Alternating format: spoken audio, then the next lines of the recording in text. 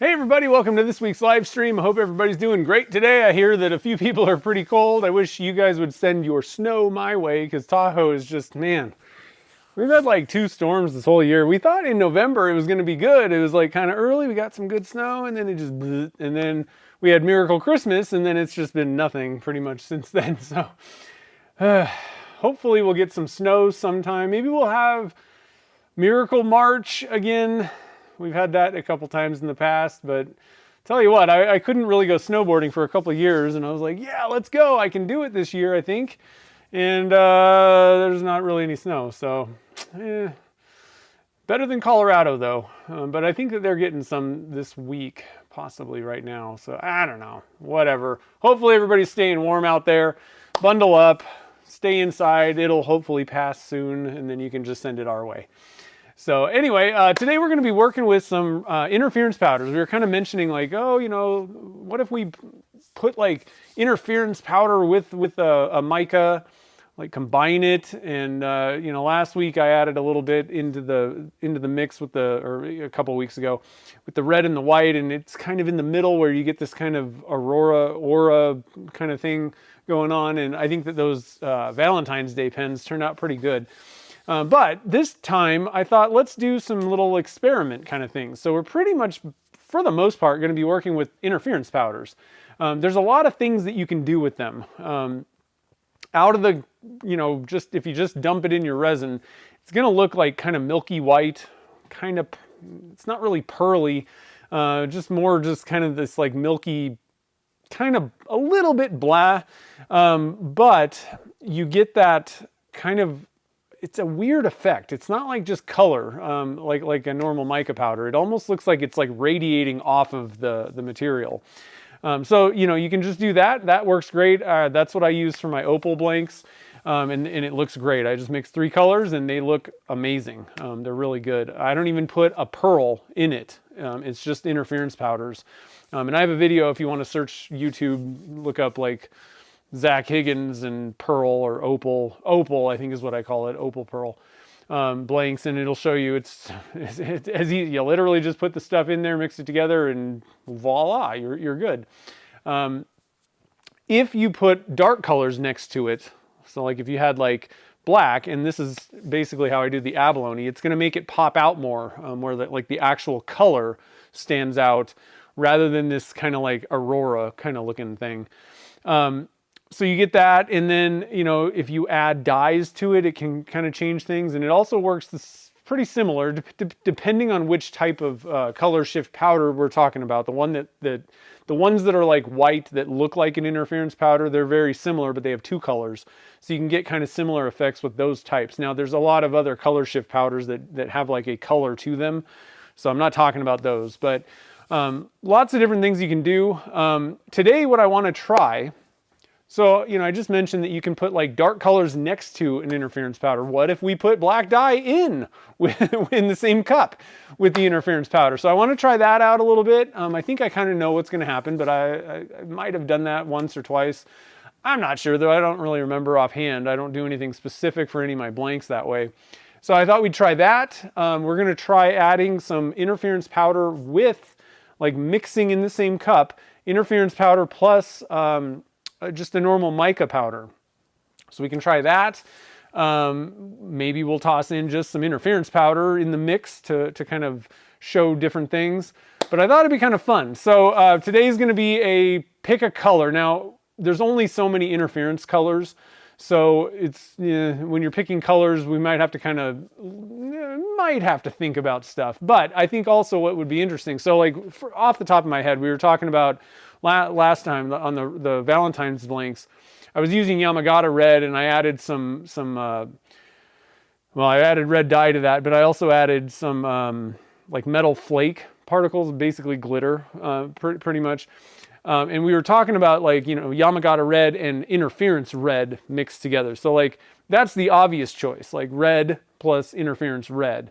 But I mean, what happens if you put like interference powder in with gold or silver or black or, you know, mica powders or whatever color. So, I mean, we don't have to like stick within lanes, but what I'm saying is like the interference powders, there's only 5 that you can choose from, basically.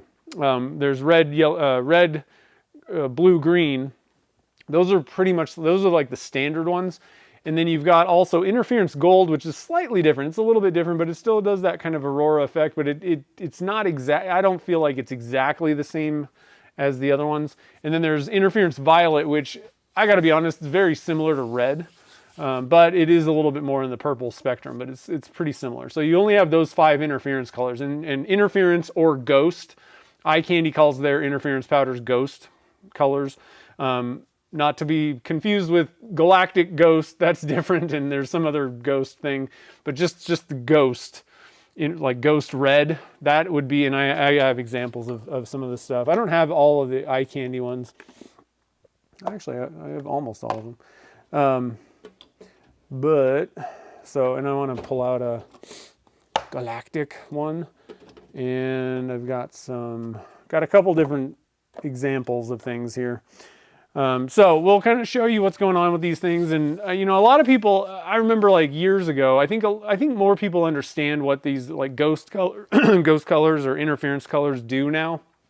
But I would say when I kind of first started, or, you know, even years after I like really first started, people were just like, I don't really know what to do with this interference thing.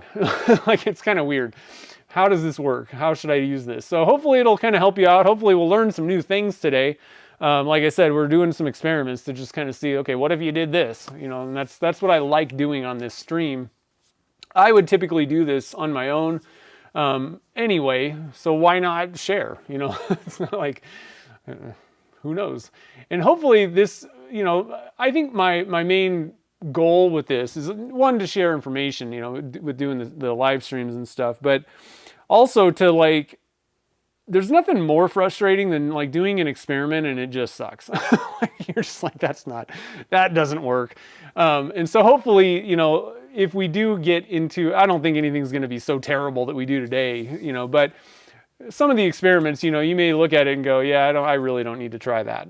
That just not doing anything for me. So anyway, that's what we're up to today. Now, before we begin, I also wanted to mention that Jake's, you know, the Saturday Morning Cartoons folks and Jake, they're still working on their charity event, the Make-A-Wish Foundation stuff. And if you have not been able to, you know, get into on the auctions, won an auction, or haven't been able to support them yet through all the different means, you can just directly donate money, which I actually did that this morning. I haven't had time to join in with the auctions or anything like that. So I thought I'm just going to send some money over, and it's for the children, right? So there's a link that you can just check out. Literally, you're just donating, and all that money goes to charity. So if you have the means and you, like I said, haven't been able to get in on the other, you know, various ways that they've been doing stuff, that's a direct, easy, you know, support the cause kind of thing. So I think I saw a question. Let me see if I missed anything else. Counselor Chip, how can I prevent resin creeping up the sidewalls of a circle? There's really no way to do that. It just happens. It's a physics thing. You're going to get some creep going up. I don't really know of any way to do that. Are you talking like square ones? It's just the way that the fluid dynamics work. It's gonna want to do that, I think. I don't think I have really an answer for that, unfortunately. I think I saw someone was new. Hold on a minute. Let's see here. Scrolling. Got a lot of people here today. Let's see. I saw somebody that was new. Jack Harper is new to casting and turning. So welcome to the stream. Hopefully you'll learn something, or, I don't know, get inspired. One of the two. Either way, that sounds good to me. So I think that's all we have. I don't really have any other announcements. I guess one thing that I can mention and share, I still haven't had a chance to actually try drilling with any of those drill bits yet. So I don't have a definitive answer whether I really recommend that drill bit sharpener yet. So far, I'm very impressed with it. It does what I want. It's not cheap, but it's not expensive. it's in the middle. And I think that if you are somebody that really, you know, you could sharpen tens of drill bits a year, I think the price justifies it at that point. But like I said before, I'm like, oh yeah, everybody needs to go out and buy that Weaver drill bit machine. I want to like actually drill some material with it and make sure that it looks perfect. Everything looks great, you know, just looking at it. But let me just double check and make sure that the drilling actually, which is what we need it to do, works out. Now, I wanted to share, I got one of the power caps, and I just hadn't had a chance to use it. It's been sitting in the box for probably a month. However, it's not like wood turning or woodworking or shop related really. But I did need to, we were moving a bunch of stuff in the shop, and like, you know, you got stuff in the corners on shelves that is just like covered in an inch of dust from like 30 years ago. I really didn't want to breathe that stuff, and a lot of times I just throw on the RZ masks, but they are not sealed. And I know that, you know, typical things, like if I'm just like cross-cutting pen blanks or doing something quick, I'm really not throwing enough dust in the air. I don't think, I don't know, it's debatable. We don't know for sure, but I just throw the RZ mask on, make a couple cuts, and that's pretty good. But my dust collection system is excellent. So I figure most of the extra stuff that's getting tossed in the air is getting sucked into my dust collection. Because I have it, it's not just at the tool, it's all over the place. It sucks the dust down. So I'm not that worried. And my judge of this stuff, like I said, I don't know. I'm sure that there's still some little particles that I'm breathing in, but at the same time, we're in a dusty shop, so I'm breathing dust particles all the time anyway, I kind of feel like. But my biggest thing is when I had bad dust collection or wasn't wearing masks, I would be like borderline sick for a couple days. Like I would have really, really bad allergies, sneezing and all that kind of stuff. And I don't get that anymore. So that's kind of my litmus test. However, there are times when you need to protect yourself for sure. And I finally got to throw this thing on, and I really like it. It is pretty good. Now, it's not cheap. It's still cheaper than many of the other ones. But what I do like about it, and Chad's done like a full video. He's done a couple different things on this. It is extremely light. It's not going to like tax your neck.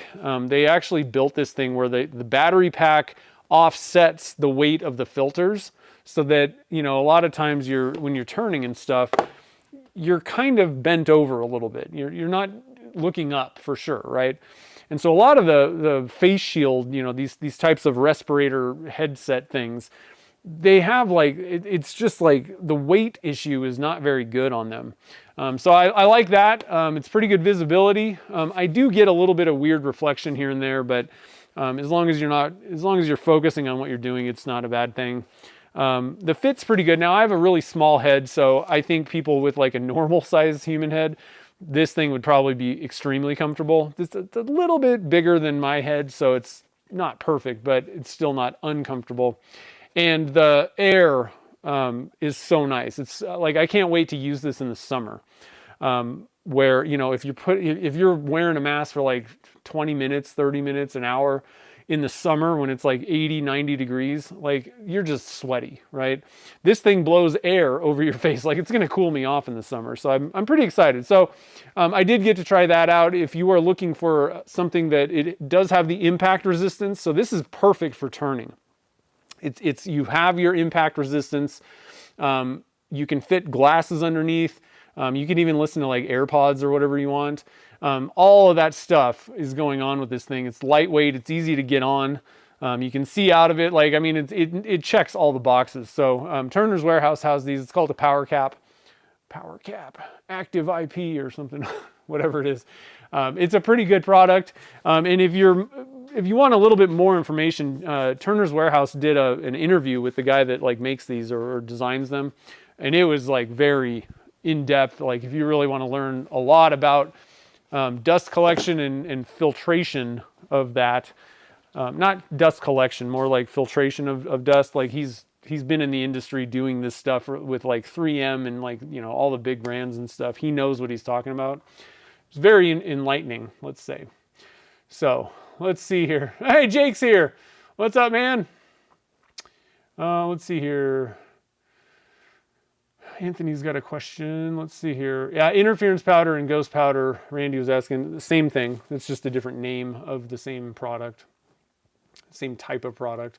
There may be like slight differences between Eye Candy's Ghost and like Perlex, which there is. I actually kind of prefer Perlex for my opal blanks. Not to say that the Ghost ones don't look good. It's just I started using the Perlex stuff before Eye Candy really came out with that stuff, and I don't want to change it.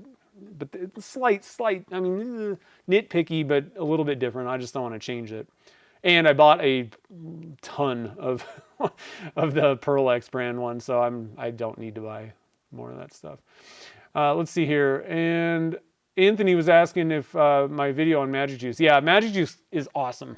Like, I was really skeptical, and I think probably in that video I was like, okay, we'll see how this goes, because I've been given things like, oh, it's magical and, you know, it does all these wonderful things. My criteria for something like that, where I already had a system, buffing I had totally down, it all worked, everything was great, I had that system like on lock. And it's hard for me to review, you know, I don't know, try something new. When you already have an established thing that you do good, it's not really great to try something new for the heck of it. I usually find that it's not beating the thing that I know how to do usually. So my criteria is it's got to be super easy, like idiot easy to get good results, right? Like, I've been doing this for years. If this takes me a year to figure out, I don't want to do it. You know, I'm not going to change. It's got to be cheap, and it's got to be quick. Those are the three things, you know, especially for like buffing and polishing and stuff like that. It's got to solve problems that I may have, you know, maybe I don't even realize I have, but it's got to solve a problem, but it's also got to fit it's easy to do and cheap and all that kind of stuff, easy to switch over to. And it actually did a better job than the buffing. You know, I would have had to go to a higher wheel or like a different rouge to get the same kind of gloss, but it also has other advantages where I think that some of them, and I'm not 100% sure on this, but it's similar to like car polishes, and there are car polishes out there that have like, I think it's like a wax type of, think of like it's got some thing that even if you left a few scratches, you can add stuff to polishes. Not all of them have it. Some of them do, some of them don't. But I do know that there are car polishes where like, there's a little scratch left. Like, you didn't get it perfect with the previous grits kind of thing when you're polishing a car. And it actually lays down stuff into a scratch where, you know, if you really look at it, yeah, you can see the scratch, but it doesn't affect the reflection. That's the biggest problem. When you got a bunch of scratches, the photons are not bouncing off directly back at your eye, and it doesn't look glossy. That's how sanding and polishing works, is you just get finer and finer and finer to the point where the scratch pattern is so fine that the photons aren't getting stuck in them and bouncing and directing a different way. They're coming right back at you. That's what gives you gloss. And so Magic Juice, I think, has some of, at least one of the steps or something, 6 or 5 or, you know, something, does that, because I don't even have to get it perfect, and it's still way glossier than I could get on a buffing wheel. So it's great stuff. I love it. It's cheap. And the beauty of it is, again, this is a system where if you're like, I don't know, does it work? You can go buy the whole set in like a sample size, which is still going to last you many pens, for like $15 at Turner's Warehouse. Like, if that's the tough thing. If somebody's like, oh, I use, you know, I don't know, if you use Magic Juice and then I came out and started arguing like, well, buffing's better. Okay, so now you got to go buy this over $100 setup and buffing rouges and all this stuff and like learn something completely new that's maybe not, you know, like idiot proof kind of thing, right? Are you going to go spend $100 to figure out if you like buffing better? No, most people, I wouldn't recommend that, you know. But for $15, no extra setup, I'm going to get a link to the Magic Juice sample thing at Turner's. Magic Juice. Get you a link if you want to try it out. Like I said, and actually one of the benefits, there was 2 things that Magic Juice did better than the buffing system for me. Let's see, 1 ounce set. Yeah, there it is, sample set. Let me grab this link real quick and I'll explain what I'm talking about. That's not what I wanted. And it's going to be an affiliate link. Doesn't cost me anything, but I get a little kickback for the referral from Turner's Warehouse. So, of course, I got to log into this stupid thing every time to get the link. Why does it always log me out? You know I'm coming back. All right, so here's a link to the sample set of Magic Juice. But it does two things. Like I was saying, it actually made them glossier. I did a comparison, and I'm looking at these two things, and I'm like, Magic Juice is glossier. It looks better. So that, the results were better. But the other thing that I didn't think of, now I'm lucky because I have a mini lathe. My old lathe, I just set, it is a buffing machine at this point, basically. I just set up my 3-wheel. It's only 2 wheels, but it's a 3-wheel system. I just set that thing up on my mini lathe, and I don't use it to turn ever because I got a bigger, better lathe. So I have a buffing setup over there. It's over there, it's done, it's ready. I don't have to set anything. I don't got to change the lathe over or do anything. But if you're like the typical turner, you got one lathe, and when you get done turning the pen, you got to take all that stuff off. Then you got to set up the buffing wheels. So it saves you the step of having to mess around with changing a bunch of stuff, over. So I was like, I honestly have there is no argument that I can make to say that buffing is a better way to do this. Now, because I'm very good at buffing, if I've got something that, I want it perfect and I need to get every little scratch out, a lot of times I will still go over to the buffing wheels. So I do like them just because of, I can get things dead perfect, but it's going to take me longer, Typically, I can get things perfect. The biggest thing that I found that I was doing was using the paper towel. This was killing me with the Magic Juice. I would put it on, and then I would, and it did the polishing stuff with the Magic Juice on the paper towel. What I would do is I'd fold that over because it was like the old stuff, and I was trying to wipe off the excess. And I would use a dry piece of paper towel, and that would just put scratches back in because the paper towel, once you get up to the higher levels, the 4, 5, 6 of Magic Juice, I think that wiping it off with a paper towel with the thing spinning was just adding more scratches in. So when I stopped doing that, I get pretty much perfect results with Magic Juice now. So I don't usually have to do the buffing thing. But like I said, in certain cases, if I got a black blank and, certain things, I can get it better, a little bit better on the buffing wheels sometimes. But I still end up going over and finishing with Magic Juice because it gets a better polish. So anyway, that's a long explanation of it's still good. Let's see here.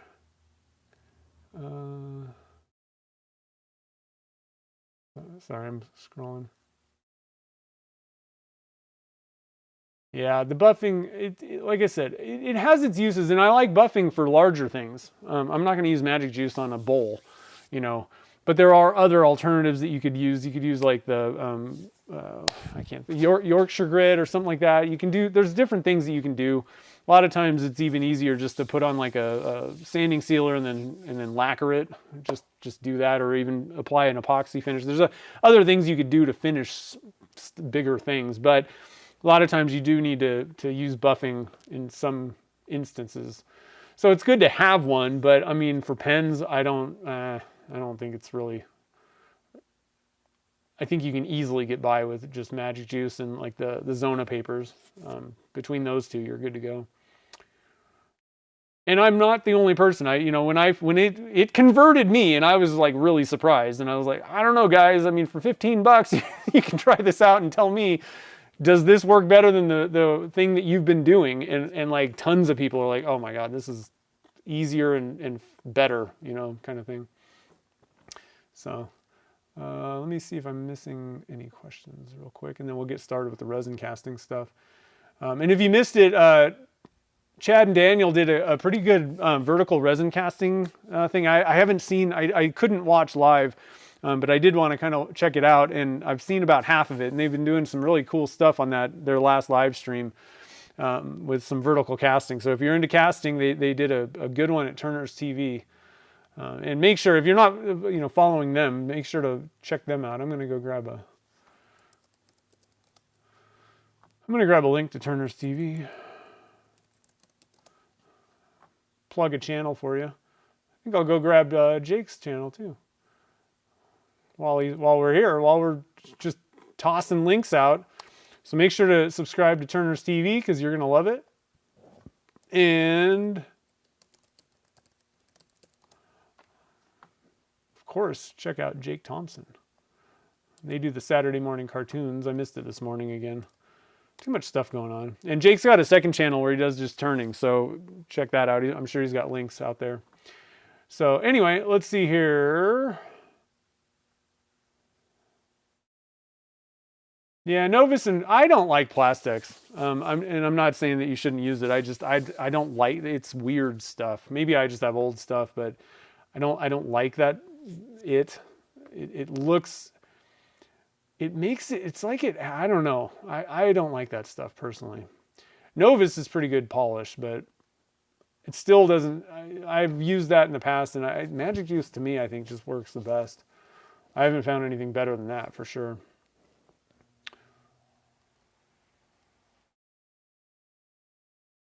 Microfibers should not scratch things. They are non-scratch because that's what everybody uses in the car industry. And if you got a black car, they're not going to be drying it with a microfiber that scratches. So maybe you've got any microfiber really shouldn't scratch it. So I don't know. There might, unless you got stuff in it, but it really shouldn't. Yeah, it was good. It was cool seeing, because I do some of the 3D print stuff too, and I'm always kind of interested to see if anybody's got any, tips or anything like that for doing 3D prints. Every 3D print is, and I'm talking to Turner's TV. They were doing the 3D print cast. That's what I've seen. I'm not sure if there was other stuff in that video, but every 3D print itself that you're casting, like in a vertical tube, is different, and you kind of have to do things different for each one depending on what's going on with it. But it was pretty good. I like the little tips and stuff, and that the vertical casting system with the PVC, like the holder thing, is awesome. How many tubes does that thing hold? Like, how much was it? It was like 20. It was awesome. Like, you could fit, because I kind of made my own little wooden things that just suck. they're pretty falling apart. But the previous plastic ones, the HDPE ones out there, they didn't really hold that many tubes, and it was kind of kind of expensive, and it's not really helping. So I just made my own. But mine just kind of sucks because I didn't laser cut it or do it that way. I just kind of drilled quickly and glued it and screwed it together. But that thing, that new system, so if anybody that doesn't know, they came out with a rack, like a PVC pipe rack system that holds a bunch of tubes, more tubes than I would probably typically even pour at one time. So it'll handle anything. You can knock all kinds of stuff out, but it's it looks great. It's all, I like those, they're obviously probably CNC'd and all that kind of stuff. So it's all put together well, unlike mine. So it's not wobbling around and doing stuff, but it's a nice setup. So let's see here. Flash sale. No, my flash sales are only for email subscribers, although I'm getting down to the bottom and there's a few blanks that just aren't selling. So be on the lookout for a flash sale coming, because I want to get these square blanks out of my inventory, and I'm just buy them all, please, someone. so that I can get rid of them. I don't really like having some square ones. I knew that was just going to be inevitable. I wasn't just going to throw all the square ones away and whatever off the bat and just redo everything. So I've been once I run out of a square one, I replace it with the round equivalent, same colors. But now I'm down to the point where there's only 3 or 4 left, and I'm just I don't really want just a random square one. If it's confusing to people. They're like, why do you have, what's the deal with this? Many people don't know unless you know. Oh, you didn't like Magic Juice, huh? I didn't read that first part. Huh. But and that's the thing. I don't know. I would say if you got here again, going back to it, if you've got a system that gets you good results, I mean, you don't need to go spend $15 or even an hour trying something new. Like, well, who cares? You don't need to find the best, latest, greatest thing, unless you're like, well, I don't know, my system works kind of, but I'm not really that happy with it. Then that's a good reason to try something different. So let's see here.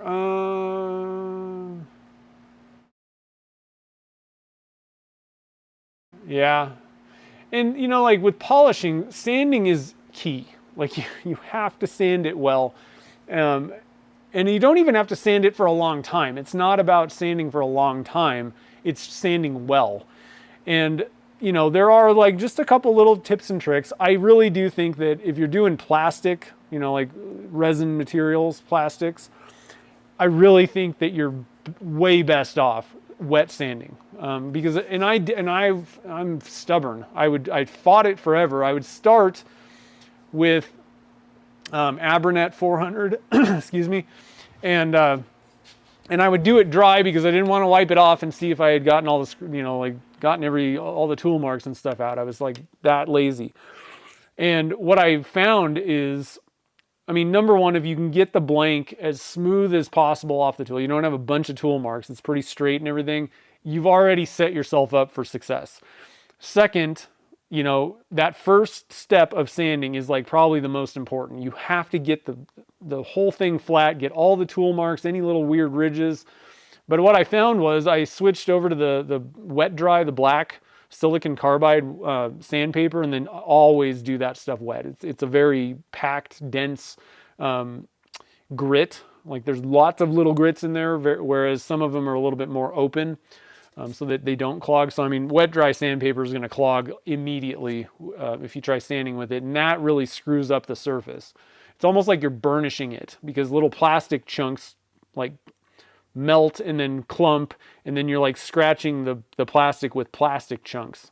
So you really need to make sure that you've got a wet thing. But the silicon carbide, because it's more densely packed, it actually sands faster, way faster than Abranet. Like got the surface sanded well, much faster. And so I actually moved up to 600 grit with silicon carbide as my first step, and it works faster than the 400 Abranet did. So dry. The Abranet was dry. So yeah, like that's the biggest thing. And then after that, you just make sure that you get all the scratches out, and you can usually just kind of in between double check and make sure you got all those scratches out. I do think that it helps to stop the lathe at the end. And I do this every step. I kind of do with the lathe spinning, sand it, and then I stop the lathe at the end, and I do side to side slightly, don't press really hard with that, but just moderate pressure and just give it a cross hatch. Then you go to the next step, and that it does two things. It creates a hatch pattern more that I think actually helps with sanding plastics. If you look at like the headlight restoration kits, they say to do one step one way, another step, the next grit the other way. And it creates a hatch pattern that sands out easier on plastics, I think. So that is a tip.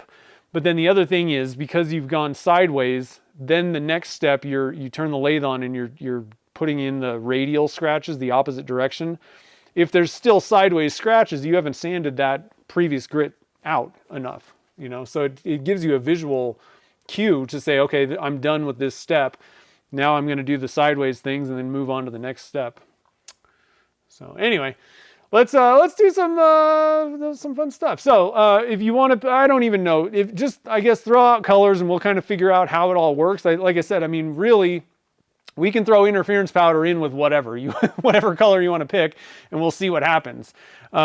So if you want to do the super chats for picking some colors, we'll probably do 2 batches today. Like I said, one thing that I specifically want to do though is add at least in one of the colors, I want to add some interference color to black. We'll add black dye in with the interference. That's one specific thing.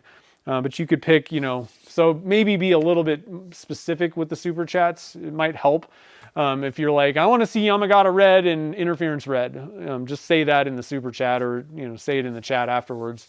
But I do want to try some different things going on. I don't think I want to go too crazy, because if we put like 10 colors with all these different things, we're not going to get any results. So I would say we're going to limit it to 3 colors per batch. So we're going to limit the super chats to the first 6 get to pick colors in these 2 batches. After that, sorry, we'll just be like, thank you, kind of thing. Just so that we can actually see the results. I just don't want to overload it where we're like, I don't even know what color that was, you know, kind of thing. So anyway, let's see here. 20 tubes. Yeah, 20 tubes. Like mine only holds the biggest one, and it's like this big rack and all this stuff. I mean, I think it only holds like 12 or something. It's like, and it's not very nice. It's not very good. Yeah, whatever you want to do. Like I said, there are 3 things that I would like to try somewhere in here. I want to do interference powder with black dye in the same cup. That's one thing that I definitely want to do. I want to try like mica powder. I don't care what color, and then throw in some interference powder with it in the same cup and just see what happens. And then the other thing is dye and interference powder of some sort. That's a good one too. Is that the only things? I've done interference powder with dyes here and there, I think, in the past, but I will say that I know for sure, like the lighter colors, I'm not sure exactly what's going to happen with those in some cases, but the darker colors will make the color like pop out more, kind of like if you have black next to an interference powder, you know, resin stuff, it'll make it pop a little bit more. But anyway, should be fun. Yeah, SWAT is very dangerous for the bank account. Shut up and take my money. Translucent red with interference red. That's going to be fun. No-con blue. And Mark, both Bruce and Mark, we could try. So like I said, we'll have to kind of fumble a little bit through this. So with the no-con blue, do you want, let me know what interference color, because you don't necessarily, you could go with blue, interference blue, but I mean, you could try interference gold with no-con blue, and you know, I'm not suggesting that, but you could do whatever you want. So there, again, there's 5 interference colors, red, blue, green, gold, and violet. So let me know what you think. Okay, no-con with interference, cool. That'll be fun. This is going to be fun. I think it'll be, I don't think I've ever made like an entire batch of pen blanks, like, you know, like poured an entire thing with just like, obviously we're throwing no-con and some dyes in and stuff, but like, I mean, every color is an interference color. I think it's kind of fun. I always like new things, you know. The fun thing is, I'll tell you one thing, and I've said this hopefully enough to where most people realize this, but you know, we all make mistakes. Like you do something and you're like, I meant to do this and this is what I did. Not exactly what I was going for. And a lot of times some of the best, like, I'm going to call it like a breakthrough. I don't know. It's not, that's not the right word. Like the best surprise thing where I didn't want it necessarily. I didn't want this effect, but I've never thought about this effect. The best ones of those have come where I screwed up royally. Like I put like the wrong 2 things together or something like that. And I would have never thought of doing like, that is not something I would have done ever.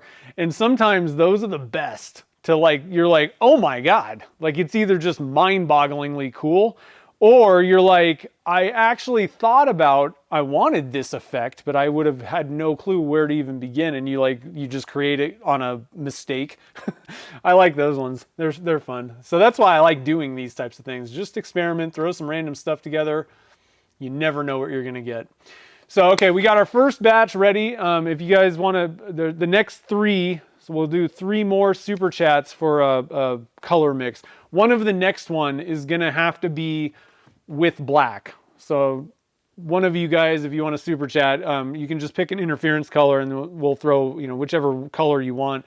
I want to throw black in just in interference color at some point. So one of those needs to be, like I said, we'll have to kind of categorize some of this stuff, but the other two you can just do whatever you want. All right, so let's go to the casting view. We're going to get out the beast mold. The beast. I need more beasts. Turner's, when are you guys getting more beasts in? Tell Fred. I'm very disappointed. I know that he had some reasons for not getting some of this stuff done, but so I'm kind of low on the ghost ones. Let's see if I have ghost green. Ugh, that's pretty low. I think we're just gonna, like I said, honestly, these ghost colors are all kind of interference ghost. It's really kind of the same thing. So I'm just gonna go with my interference green from Pearl-Ex. So I wanted to show you guys there are differences. So, and I don't know, there's every brand's pretty much got interference or ghost or whatever, but I'll just show you the difference if there's slight differences.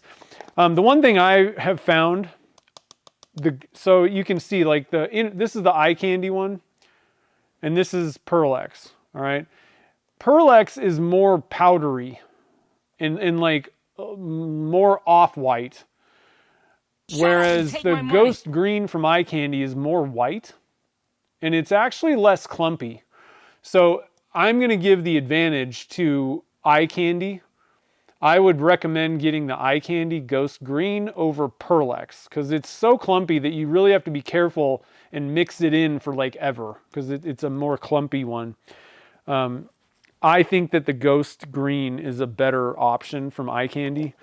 I do like the interference from P-Town as well, though. I don't find it as clumpy. Now, I don't have an example of, I can't compare, like, I don't have a green from P-Town. It's like in the middle where it's definitely less clumpy than the Pearl-Ex stuff, but I would say eye candy is a little even less clumpy. It's a little bit different, slightly different. Gold is kind of a weird one in the first place. Let's open the violet because it's a little bit more like interference red. It's very similar to the red one. So let's just compare these two: interference red and interference violet from P-Town. Again, you see, I don't know if it's coming through, but the eye candy is much whiter than this. This is like off-white, very milky looking. This is still going to be like that, but a little bit whiter. So I don't know. Like I said, overall, any of them are going to do.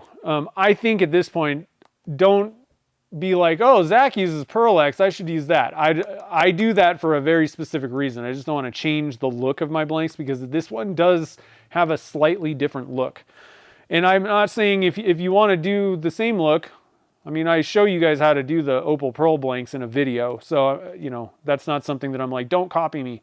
I don't care what you use. If you want to go for exactly the same look as my blanks, that's fine. It doesn't matter to me. Then go for this one because that's what I use. But I really think that for usability, the P-Town or the eye candy is really a better option. It just is less clumpy, and you don't like clumpy stuff. Clumpy stuff sucks. And you'll get to see that because we're going to be using the interference green from Pearl-Ex here.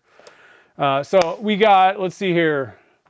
Just for fun, you should pick a color. Pick a color. Tell me what color.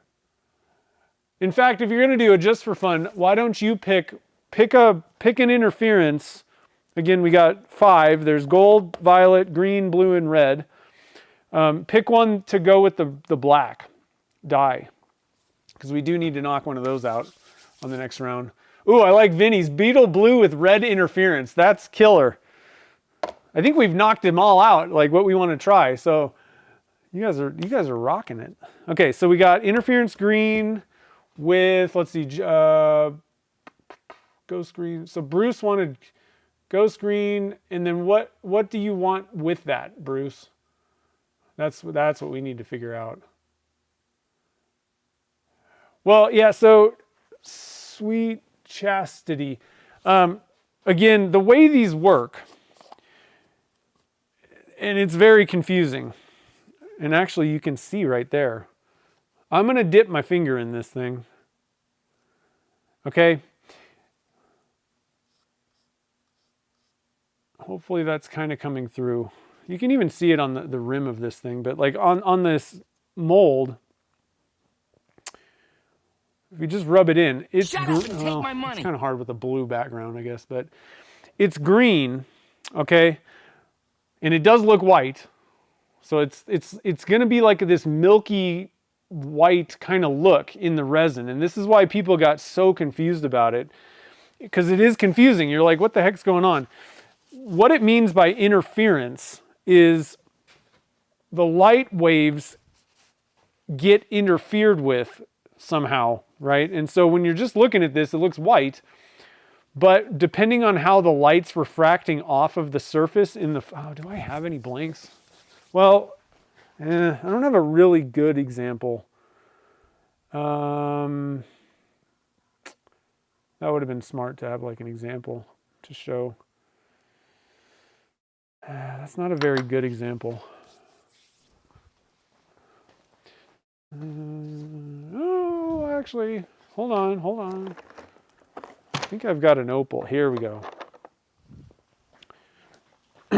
Here's my opal pearl blank, polished up for you. Here's what I'm talking about. So it looks white, right? But there's these like, and it may not, the problem is on video, it may not really come through as well as in person. But you see these like random colors going on, popping out. And it depends on how the light hits it, where you get this kind of refraction. And then if you've got dark colors next to it, then the color really pops out. So it's like this, it creates like this aurora effect if you don't add any dark colors next to it. It's going to look kind of white, but it has this like glow. That's actually, I think, the best way to describe it. It has this like, you know, in this case, the interference green, it's going to kind of have this like glowing green color to it. But, you know, first inspection, it looks kind of like white or pearl or something like that. So hopefully that, like I said, it really, you got to get the light right. And so I'm not sure if this is coming through on the screen or not. But in person, this thing just looks like an opal. So think of like what an opal, you know, where it's got these weird, it's almost like it has a glow coming off of it. That's exactly how this works.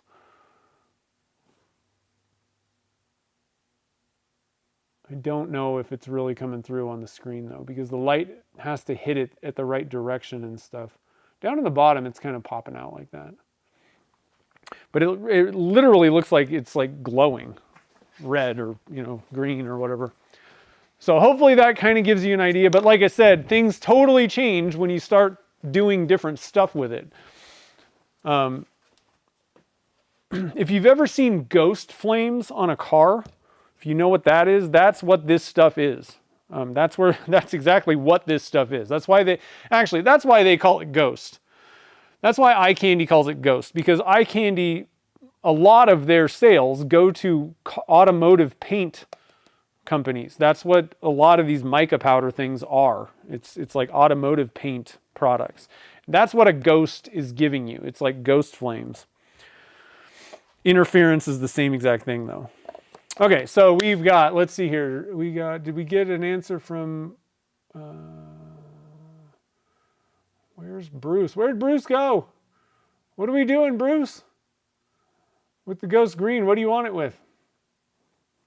All right, so interference blue. Let's see, I think that, oh, and I wanted to mention also, so eye candy's got galactic ghost. Okay, so this is different. These are like large chunks, almost like a glitter. It's like macro sparkle.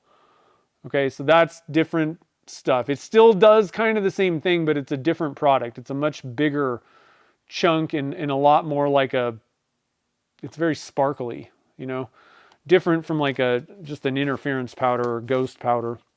So I just wanted to kind of share that. It gets very confusing. They even have there's another ghost something that they have too that makes it even more crazy.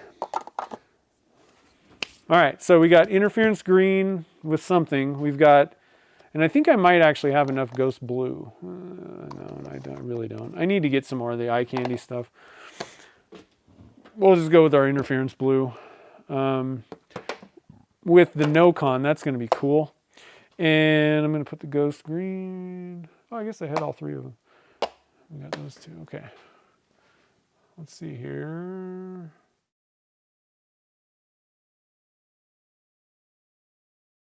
Zach's choice. Sweet.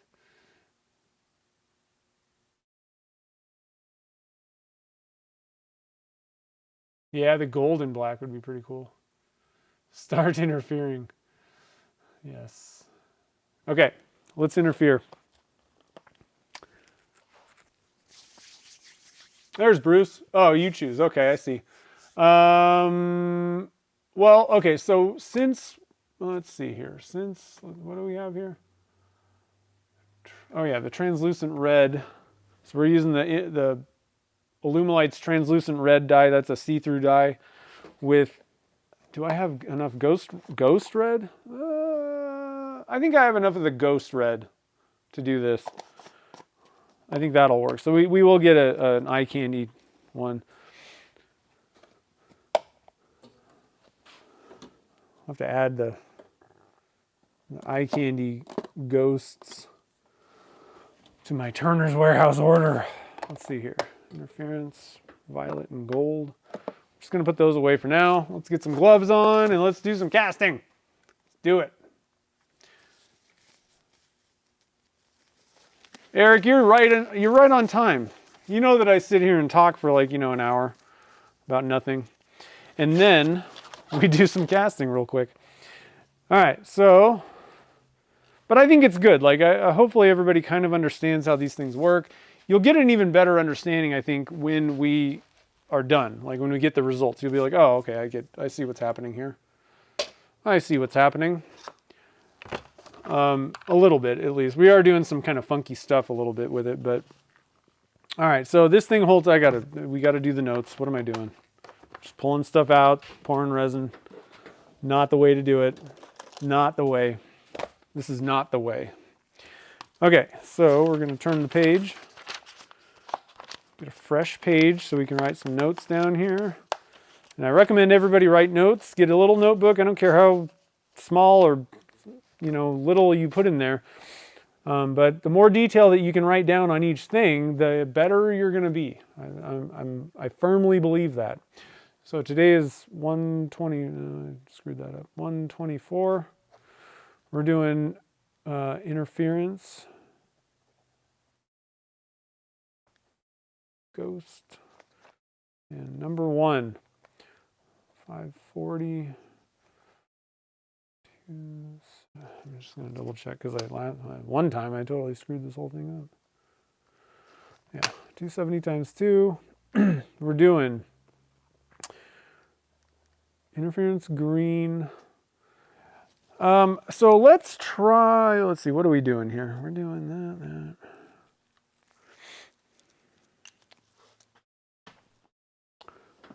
Let's, actually, I want to try a new color. So, we're doing beetle blue with red next time, so that is an opposites one. Let's see, green and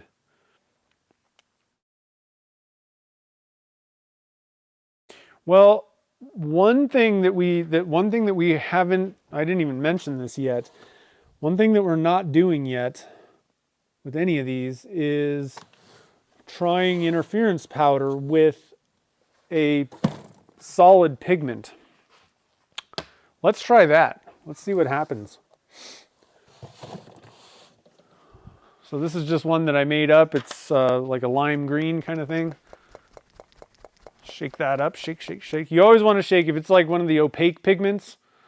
And this even goes for black and white. I don't care what brand it is, black and white, you have to shake them up because there's larger particles. If it's not see-through, the color particles themselves are big and heavier, and they're all going to sink to the bottom of your bottle.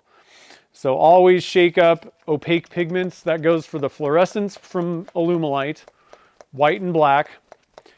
And then like any of mine, the Color Lab pigments, they're all opaque ones. You're going to shake them up and give it a good shake. Like especially if it's been sitting on your shelf for a while, shake it for a bit. Get it all mixed in there.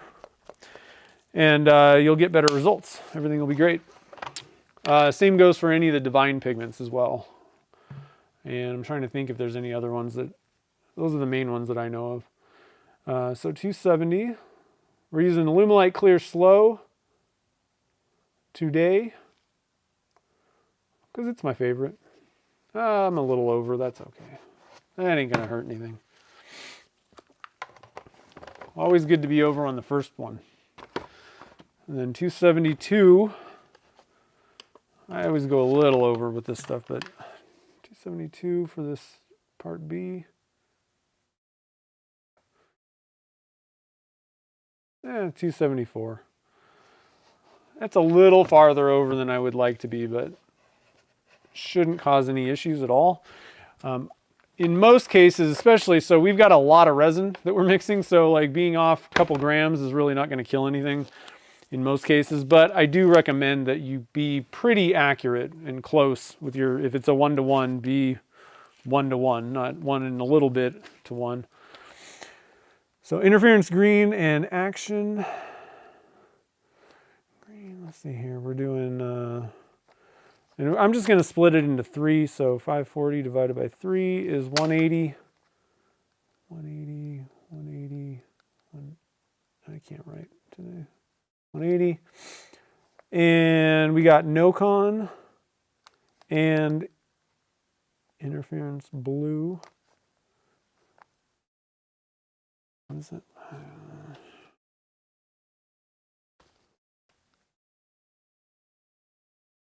And that's interference blue Pearl-X. This is Pearl-X.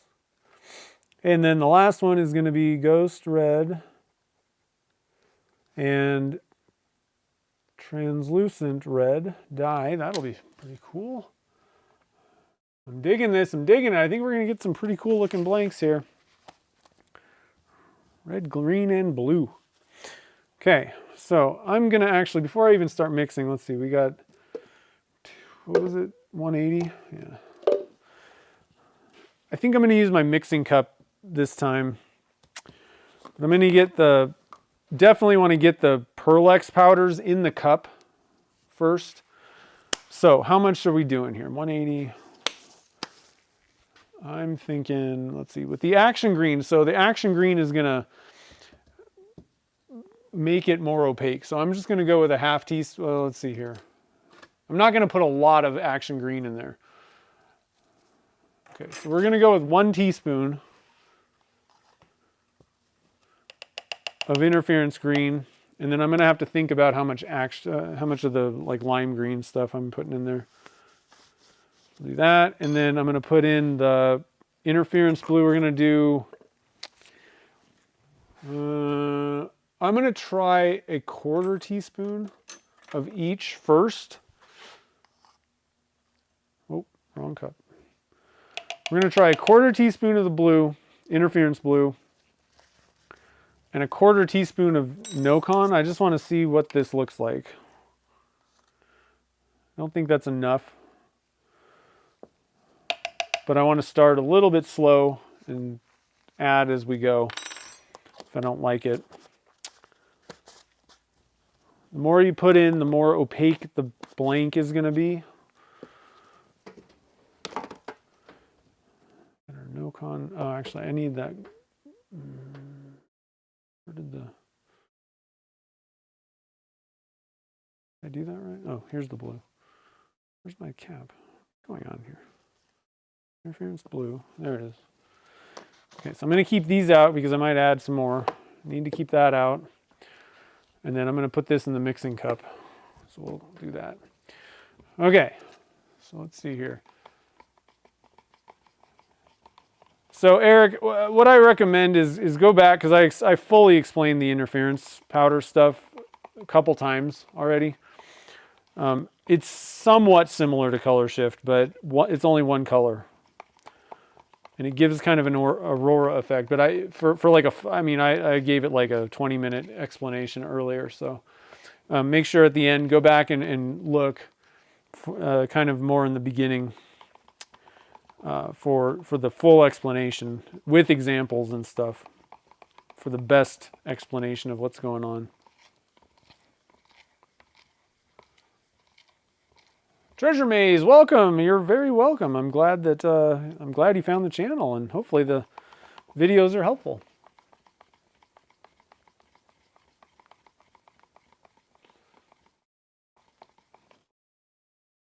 I'm mixing this up, getting it real good, getting the sides and the bottom scraped really well. You want to make sure all the little part A and part B molecules are getting together, merging as one. You don't want a blob of part A in the middle of your pen blank. It's just going to be liquidy. So always give it a good stir.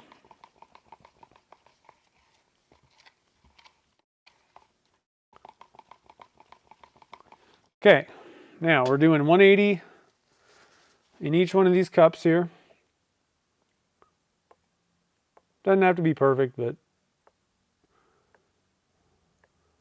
try to be fairly close, because in some cases, probably not this one, but in some cases, how much resin is in the cup can affect things. Well, even in this one. So, if you're going to write down 180, it's good to know that you actually put 180 or pretty, relatively close to 180 in there.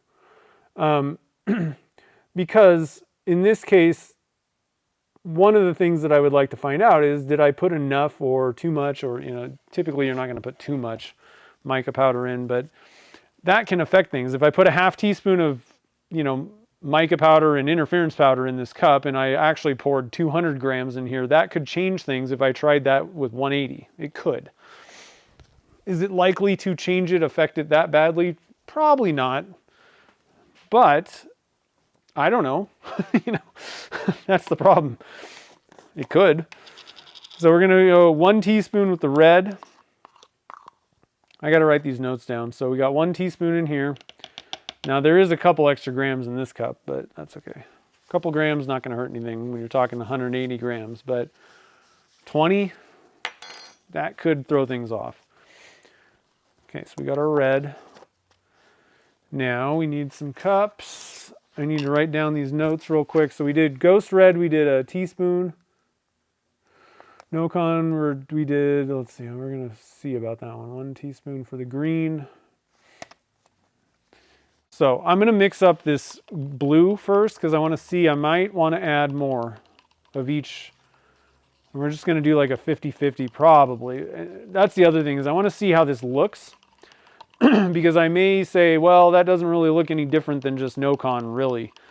Let me throw in some more interference powder, because I got to be honest, I don't think I've ever done this before. So I want to just kind of see what it looks like in the cup and go from there.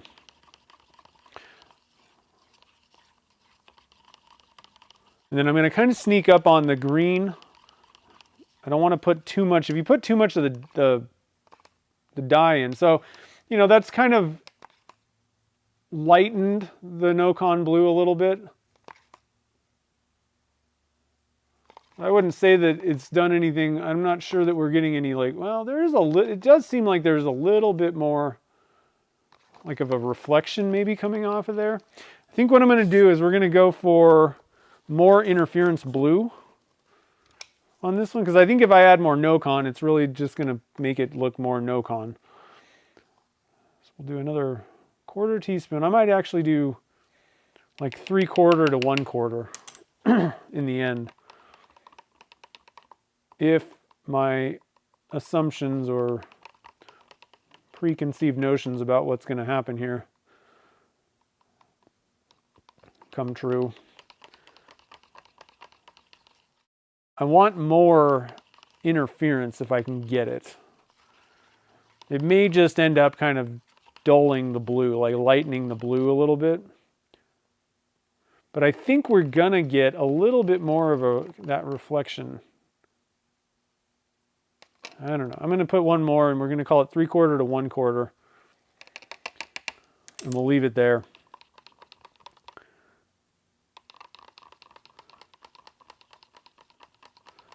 So obviously it's not white anymore. And I think, you could maybe just put like a very tiny amount of the No-Con in there and like that. See, this is the thing, is we're kind of, this could be a huge rabbit hole, because there's a lot of factors that can really affect, like, okay, it's not just about like, okay, we added some interference and some No-Con. If you just put like a tiny bit of No-Con with a lot of interference blue, like what does that do? That's totally different than what I'm doing.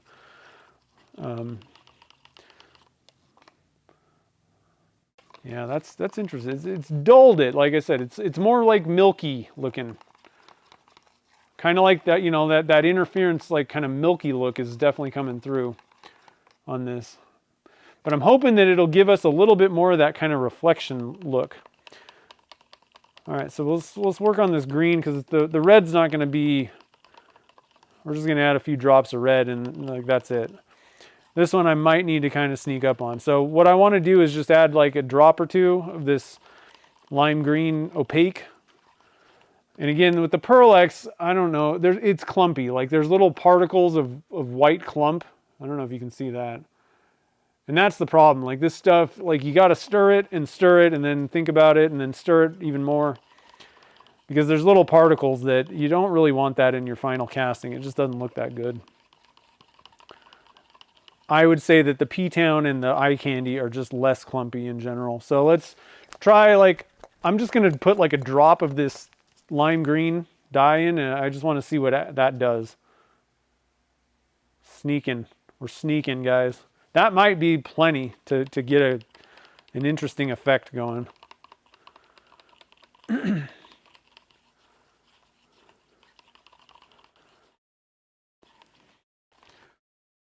Very, you know, it's obviously, you know, bare minimum, this is a way to get an opaque solid color, pearly.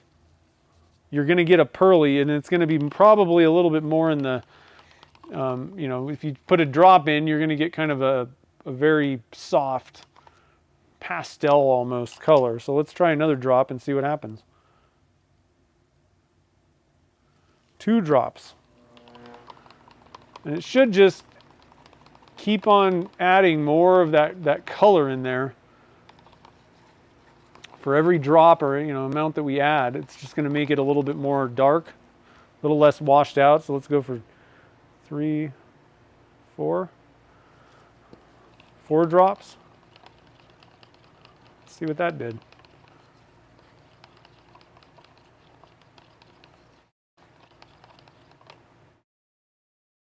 And we could just keep on going. I mean, you know, so it kind of depends on what you want. I think I'm going to stop there. So 4 drops.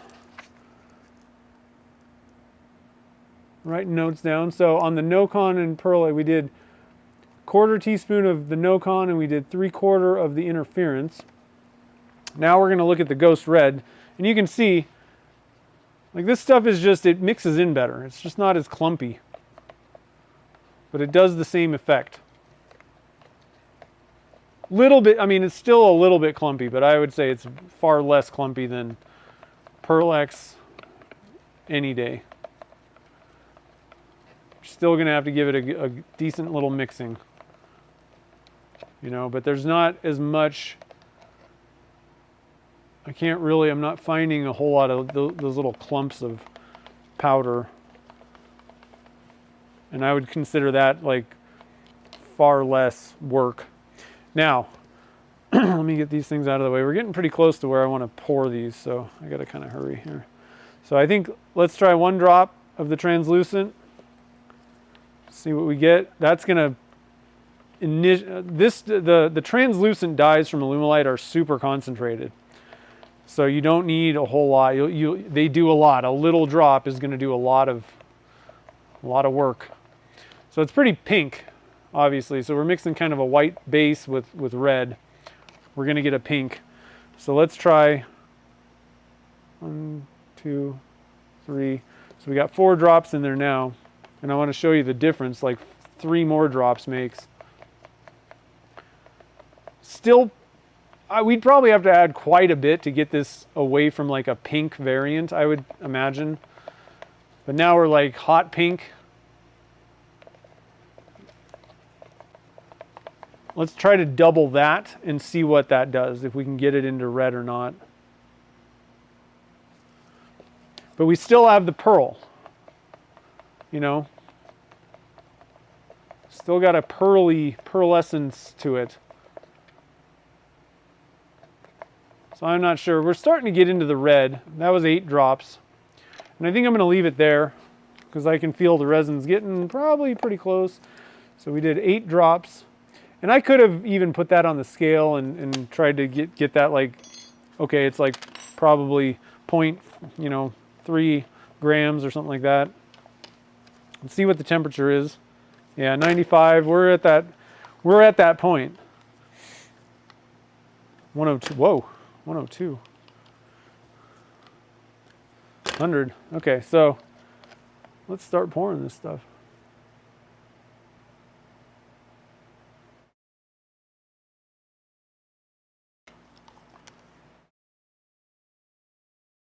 Still in a good zone, I would say, for pouring. I'm not worried being up at 100 or a little above that. That's fine.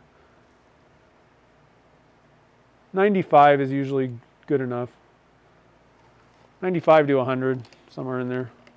Right now, my shop is 68 degrees. This is going to be a wild looking blank, I think. These colors are cool. I'm very excited to try that beetle blue and red. That's going to be interesting. And that's a really, I really like that choice also, because beetle blue is kind of a weird mica. It's almost like there's 2 colors going on in there. Anyway, right? Like, it's already kind of an odd one. Kind of looks one way in the cup, and like in the blank, it ends up being different, kind of.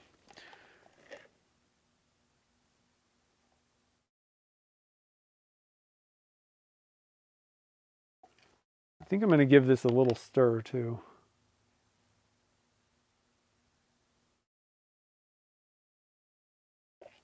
Oh, got a little excited on that last one there.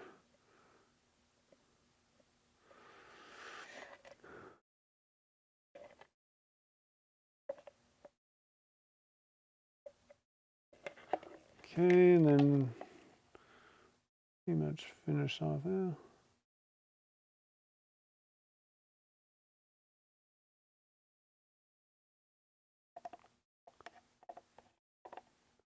Okay, and then we'll finish it with green.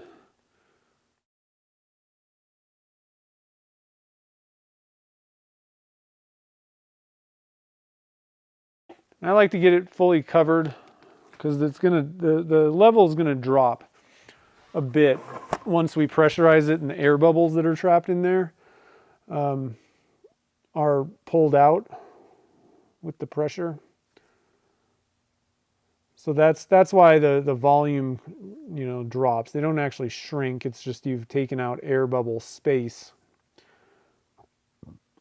They're not taking up that space, and so the level drops in your mold.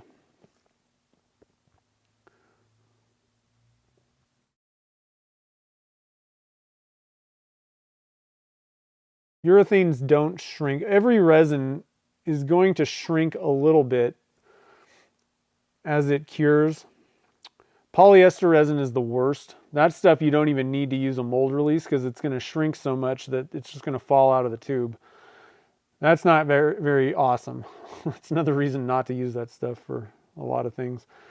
Epoxies and urethanes are pretty good about shrinkage. Urethane is the best, I think, if I'm correct. In some formulations, not this isn't just a blanket statement for every single thing on the planet, but I think typically urethanes are going to shrink the least.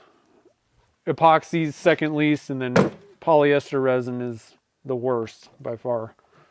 Yeah, that'll work. So we'll drop that guy in the pressure pot. And if I was Jake, I'd have a commercial running right now. I really need to make some commercials during pressure pot time. I like that idea. Got to talk to some sponsors. All right, so I'm going to do a little cleanup. We're going to pour the rest into the overflow cup here. In this case, it's a burl mold. Oh, pretty thick. There we go. Not a lot left in the red or blue, so we're just gonna chuck them. Okay. So that was interesting. So, you know, I guess I didn't put a lot of thought into it because I was like, well, we're going to do the experiment. I don't need to really think about what we're going to do or what's going to happen here. But, you know, obviously off the bat, the first thing is you're dealing with a thing that's like a milky white. So like regardless of what you add to that, it's going to be, you know, it's going to lighten whatever you put with it. You know, so Nocon blue, it was a lighter, you know, blue than Nocon is out of the just straight up. So keep that in mind. Now, if you add enough, which I think next round, one of these colors, if we are adding like a dye, we'll have to see how this goes. But whatever we're adding, because there are, you know, like with the beetle blue, same thing applies really. But I want to add a lot of like the dye or, you know, whatever. Try that. Because I didn't add you know, it was just kind of what I would normally kind of put in there. But I didn't necessarily go way overboard. You know, with the green dye, I didn't put much at all in there. And I mean, realistically, it's not like I loaded up the red. You know, there wasn't a significant amount of dye added to that, but I'd like to try that and just see, because what I would say is going to happen, the more, especially if you're dealing with like an opaque dye, the more you put in there, the less pearl you're going to get in the end. It's going to kind of overtake that pearl. But you know, how much, you know, there's a lot of questions with that. I don't know what the limits are and stuff, but I'd like to do it where we put a good amount of that stuff in, whether it be a powder, like, so instead of like with the blue, we were much heavier on the interference blue. And I have a feeling you know, if we're doing like a mica with the interference blue, I'm not sure that that's going to tell me a whole lot that I don't already know. We already saw that 1-to-1, the Nocon, it was very Nocon. This lightened it. That's kind of all that was going on. I think I'm a little bit more interested in seeing specifically what an opaque pigment with a lot of opaque pigment in there does with, you know, a little bit less of the interference powder. So lots of good experiments that we can do and see. So I'm just going to put it on my face for a second. We will help you make a commercial. Nice. The only problem is I'd have to like think about like, oh, I don't have like one of the little button pad things to do different stuff. So they're pretty expensive. And well, I would have bought one of those, whatever they're called. The problem that I have is I use a mixture of like literal webcams. That's what this thing is. It's just the like Logitech C920, I think is what it's called. So it's literally just a webcam that is a USB input.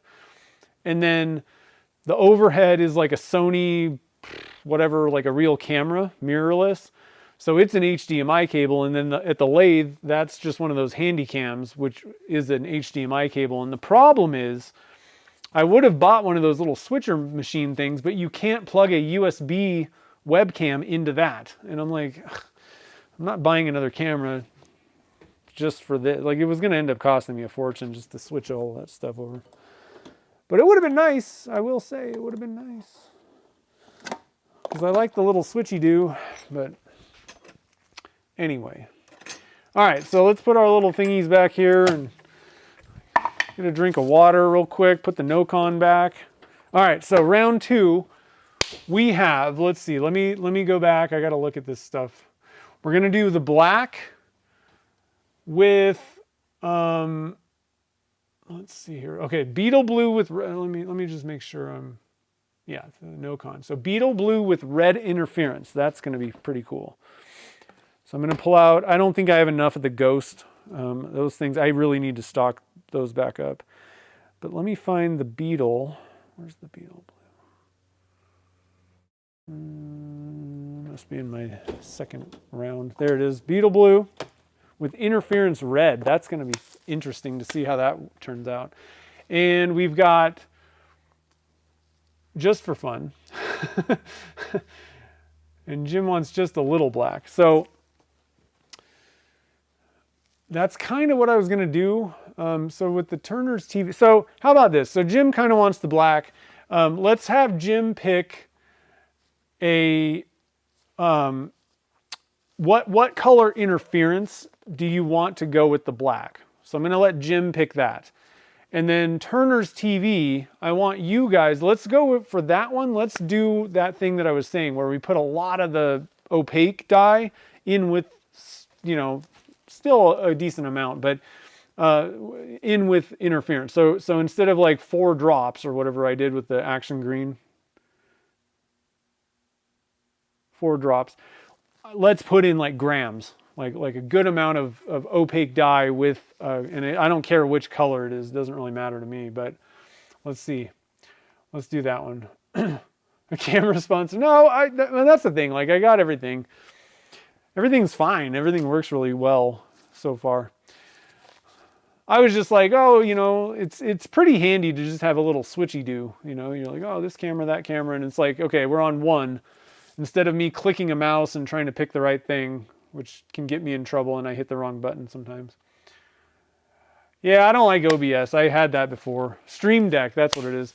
OBS was, I mean, it's fine. It's great. It's free, but I'm using Prism Live Studio now, and it's so much easier.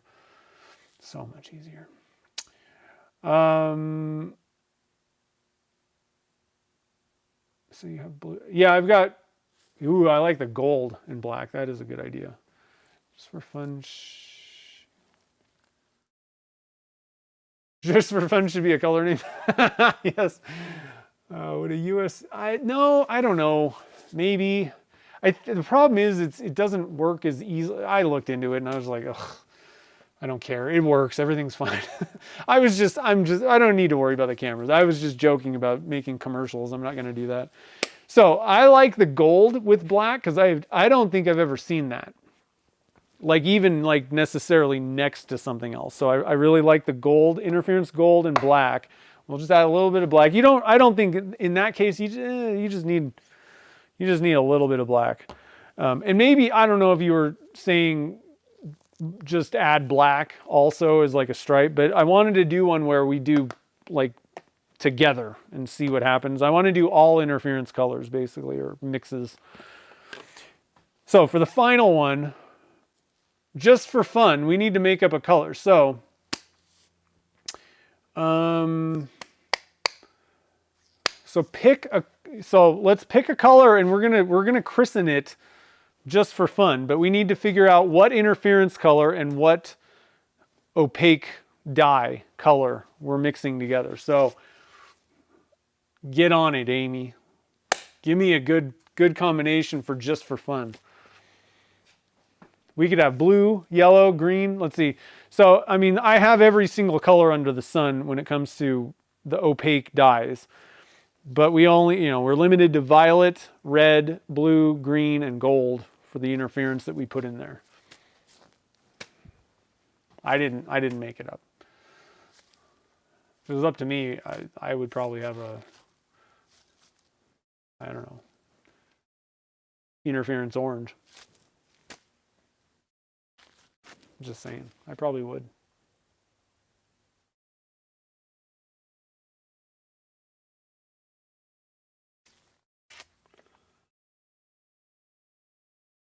I should choose. Yeah, it's a tough one. Thousands of colors, literally. That's a tough one. That's why I'm like, I wash my hands of it.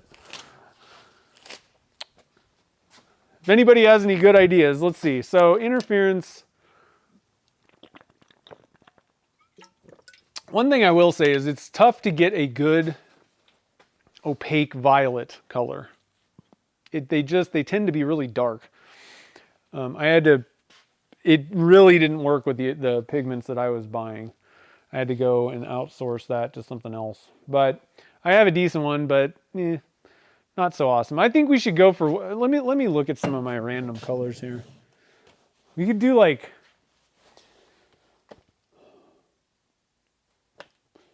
you know what well, let's see. So it's going to kind of overshadow it. So just as a spoiler, I think what's going to happen, you put a bunch of the pigment in, the liquid pigment in there, and however much, but if you've got a lot of that opaque pigment, it is going to overshadow. Like we're not getting any aurora effect at all at that point. It's going to be like an opaque color. The question is how much until it like completely kills the pearl effect. Like, so that's all we're doing is it's going to be, let's pick a good color. We could do, I mean, it kind of calls for chicken egg blue, maybe. I mean, just for fun, chicken egg blue. Although Darren's got a good point. Navy with violet interference, that's not a bad one either. But I don't, like I said, the way we're doing this, I don't think it's going to be very violet. It may, but it should pull it down a little. That's not a bad one. That's not a bad one. Yellow with interference. Yellow and gold, or like purple and gold tend to turn into brown. I don't think that's going to happen in this case, but if you ever try to put purple dye and yellow dye together, brown. Blue and orange. Same with blue and orange. Yeah, chicken egg blue. I mean, it just kind of, it's the stuff. So let's do chicken egg blue. That's going to be just for fun. I think I mean, it's just like, it's just staring us in the face. Like, it's obvious. Now, which interference, again, I really, if I'm being completely honest, I don't really think it matters which color we put the interference, but we could do, why don't we try, I'm leaning towards violet, blue, or green. I don't know. We haven't done anything with the violet yet. Interference violet. We could try that. I don't think that the violet's really going to do anything in this case, but you never know. You just never know. Let's try violet. Let's just do it. It's the last remaining one, the last man standing, and chicken egg blue was just for fun. So let's do it. All right, so we got beast number 2. I'm going to move this thing's all sticky now. I don't like sticky. You guys know that. Sticky mat. It's bad for business. Okay. So again, we're going to first pull out our, see, if I would have left sticky mat down, I would have done that and it would have been all bleh, yuck. That's why I hate sticky mat. Okay, so number 2, we are doing same thing, 540, 270 times 2, 180 for each cup.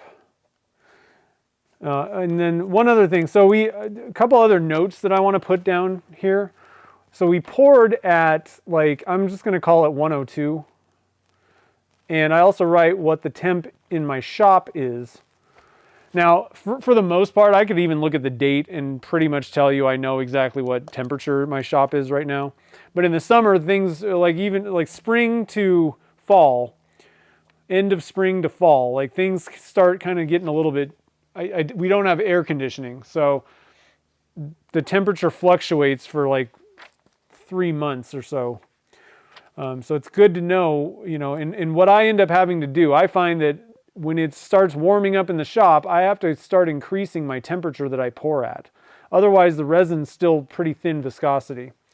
So slight changes and stuff, but to get the right consistency, you kind of have to play around with things. If you are lucky and you have a climate controlled thing and you just leave it at like 70, like all year, you're going to be way better off. Let's just say that. Okay, so, and the other thing is I also did a stir with straight stick. Okay. So, number 1, we're doing interference red and beetle blue. We're doing interference gold and black. And we'll probably just, we're going to sneak Probably, I mean, honestly, 1 drop of black is probably all it's going to even need to do anything. And you start adding more and it's just going to darken it. And then we got interference violet and chicken egg. And for anybody that doesn't know what this chicken egg blue thing is, it's robin egg blue. So I guess I forgot to. So anyway, here's my notes. Robin egg blue from Color Lab. These are the pigment colors that I sell. Somebody called it, I guess it was Jake called it chicken egg blue. Someone did. Was it Jamie or Jake? Somebody called it chicken egg blue. And it's just stuck. I might even have to, if the labels didn't cost $50 billion, I'd change the labels even. Okay, so now the question is, with the chicken egg blue, we're going to add a good amount of that. Chicken egg blue, so when it comes to these opaque pigments, so divine pigments would be a similar thing to what these are. But there's opaque pigments, and then most of alumilites are all translucent, so that's a totally different thing. But anything that's a kind of brighter, lighter color is going to be, it's going to have a lot of white dye mixed in with it, and that stuff is going to be very opaque. Whereas some of the other ones, like I don't know, like the lighter looking ones, so like even this coral, watermelon, so robin egg blue for me, these are ones that I've made, robin egg blue, watermelon, and coral, they've got more white in the mixture to get that color than army green and navy blue. All right, army green and navy blue, they have less white, which means they're going to be a little bit more on the translucent side. You're going to need to add more if you want your pen blank to be truly opaque. This one has the most white in it, and it's not going to require that much to get the blank really opaque already. So we don't need to add 50 grams of this stuff. I'm going to actually put, I think we're going to put, so we're going to put 1% factored against the 180 grams, and we're going to put 1.8 grams of chicken egg blue in there. And then the interference violet, we're going to put, I'm going to start off with ½ teaspoon and see what happens. See what that does. For the interference gold, we're going to do 1 teaspoon. And with the black, it's going to be drops, basically. And then interference red, we're doing, again, 1 teaspoon. And beetle, let's see here. So we're going to sneak up with the beetle blue, I think. I'm going to try an 1/8 teaspoon to start and see what that does with the beetle blue, and then we'll add from there. That'll be kind of interesting. I'm interested to see how that goes. Okay, so we got these two, we got these two. We got everything ready. Let's phase out. Well, I have that's the problem. See, when I do things, I don't do things half-assed. If I'm going to go buy labels, well, see, the problem is the whole labeling game, it's really expensive. You either pay $1 per, this is what I ran. I really screwed up when I did the pigment thing. Should have gone with 1 size, because if you have 2 sizes, then you need 2 labels for every single color. So that's brilliant. But you can't really, unless you, I mean, you could, it would be a little bit cheaper if you printed your own, maybe, I guess, but I didn't want to do that. I wanted rolls, and I wanted it to be, normal. The problem was I ended up buying 10,000 labels. So I have labels for the next 500 years for these 5 colors. It was not a great idea, but that's the only way to get it to the point where you're only paying 5 cents per label, right? So I was looking kind of bigger picture. Unfortunately, I made lots of miscalculations. This was not, the whole pigment thing was not a very good idea. I don't think it was good for me, but not so great with the whole selling them. But the problem is when you start adding up stuff for products like this, you've got, okay, how much does the container cost? How much does the product cost? How much is the labor? And then the labels, the stupid labels are probably one of the most expensive things out of the whole thing. They can be. The label could have cost me, if I would have printed just like 100 of each color or something, or 200. I want to say that the label per label cost would have been more than the bottles if I would have only bought a few of them. And I was just like, this is ridiculous. So that's the problem with the labels.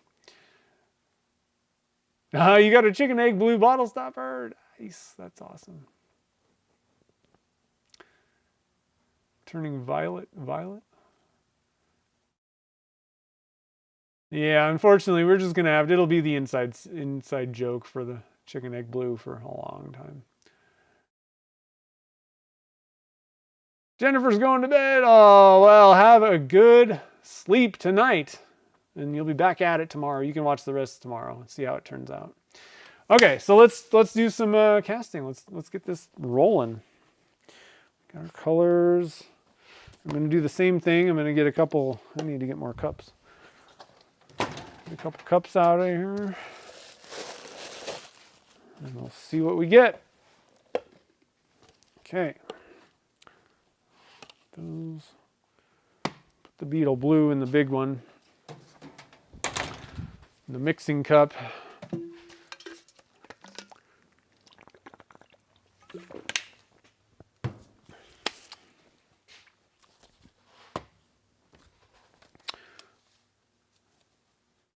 Okay. Let's get our main mixing cup ready. Zero it out. And let's go to town. So 270.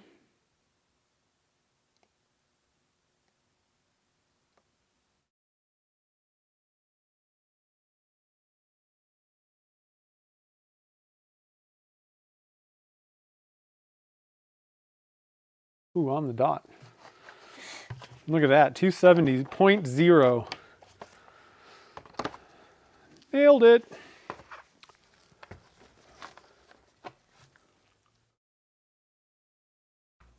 Oh, Willy Wonka. I haven't seen that. I don't know that reference. 270.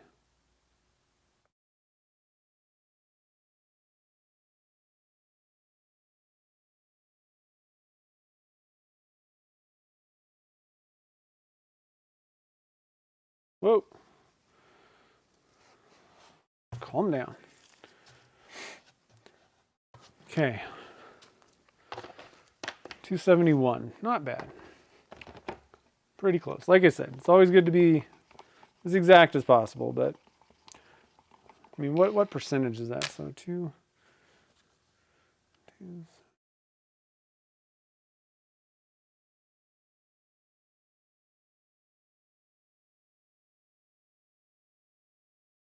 Actually, that's not what I want. 1 divided by. Yeah, so that's like, it's not even close to 1% off.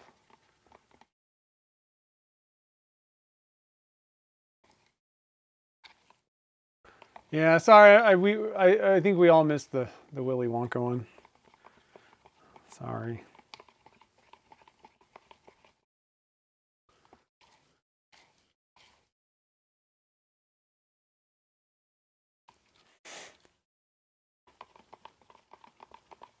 So, who's all going to the Turner's Warehouse open house? It's so close. It's coming up so quickly. I still haven't figured out what demo I'm doing, so if anybody has any brilliant ideas on what you want to see me cast, throw them out there. We'll see if I like it. I can always do like the beginner one. That's not bad. There's always a few beginners, but I don't know. I kind of think that this group, the majority of the people that are going, I don't know. We'll see, but I think everybody's got the basics down. Most people. So, I don't know. We could just try something random. Keep in mind, I don't have my shop, so some things, if it requires lots of craziness, then it may not be there. I may not have the apparatuses. I don't think I've seen Willy Wonka. I don't know.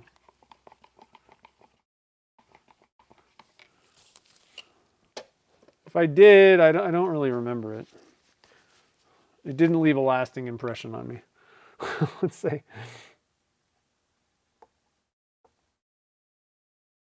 I have seen Wicked.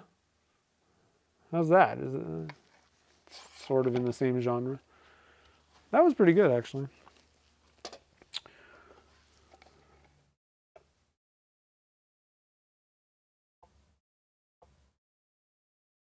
We're going for 180-ish. Pretty close to 180 there. Oh, I forgot to put our powders in first. That's okay. It's not going to hurt anything. All right, so we want one, let's see here. We want 1 teaspoon of interference gold.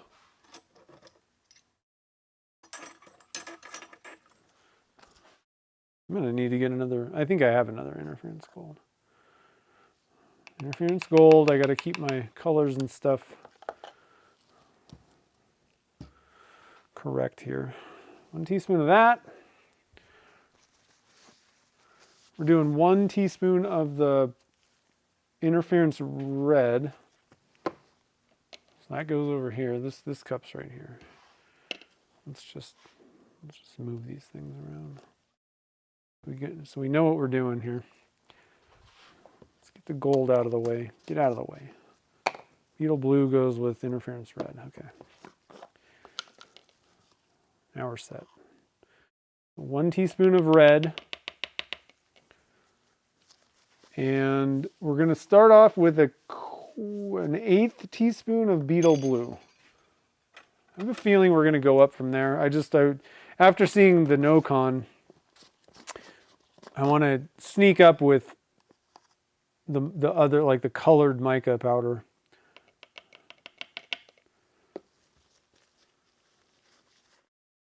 And it's also good to just kind of start small and just keep building. That way you can kind of see it change like over time, kind of, or whatever.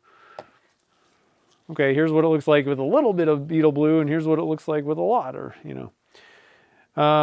And then we want 1/2 teaspoon of the violet, interference violet. I need some more of this stuff too. Interference violet plus chicken egg blue, 1.8 grams. So that one's pretty much set. We're just going to do it. I might put like half that in and just kind of mix it up and see what that looks like. The one thing is the messing around, mixing it, looking at it, doing all that kind of stuff, that really slows you down. So, you know, just keep that in mind when you're working. We're going to mix up this beetle blue and interference red real quick here. So it's kind of going in the mauve violetish looking kind of thing going on. Again, I'm using the Pearl X this time and it's clumpy, so I really want to give this a good mix. One thing that can also help is if you kind of mix it up and then let it just sit there, a lot of times the clumpy things float to the top. But look at that. It's almost like grayish purple. So let's do another 1/8 teaspoon. I like that color. That's really cool. But I do want to kind of see. Okay, so one more 1/8 of beetle blue.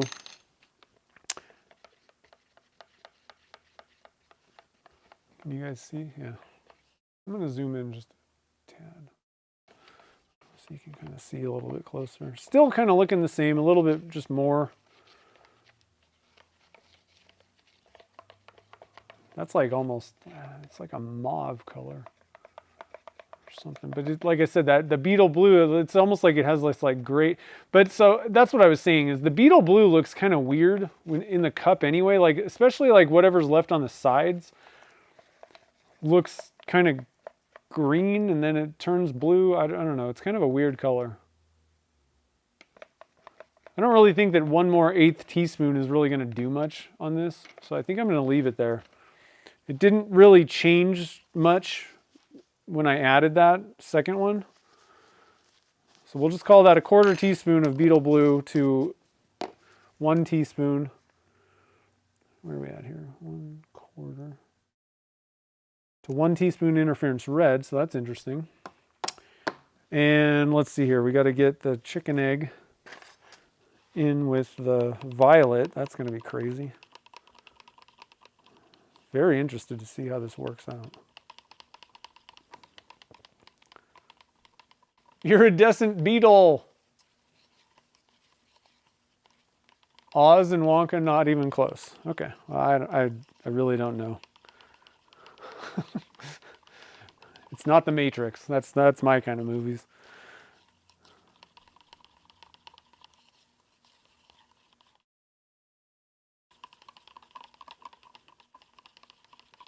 All right, so that's what interference violet looks like from P-Town alone. Now we're going to put this guy on the scale. Again, first you want to shake that thing up.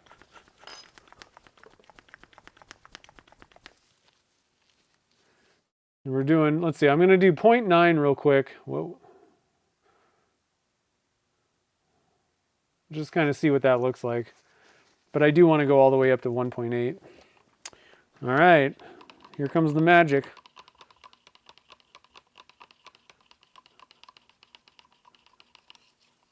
I may not even add more, actually. Because this is opaque. Adding even more is just going to make it more opaque. It has a little bit of violet iridescence to it, it looks like. Huh. How much did we put in? Half? I might put another 1/2 teaspoon of the violet stuff. It has a violet reflection to it. Huh. Okay, now I got to try another 1/2 teaspoon of violet. If I can get a 1/2 teaspoon. Let's try this out.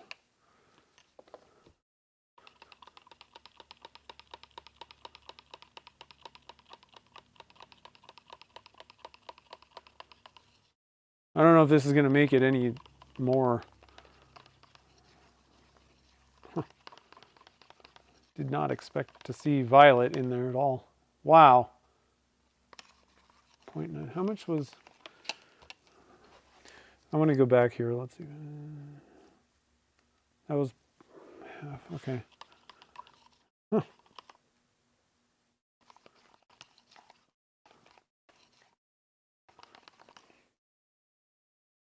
I don't know. Can you guys see? There's like, it's doing the interference thing on the surface. There's violet in here. That's like a color shift powder. Just for fun, guys. That's what that is. We're going to add a little bit more of the chicken egg. Actually, I'm not going to do that. We're going to leave it at 0.9. That's pretty cool looking.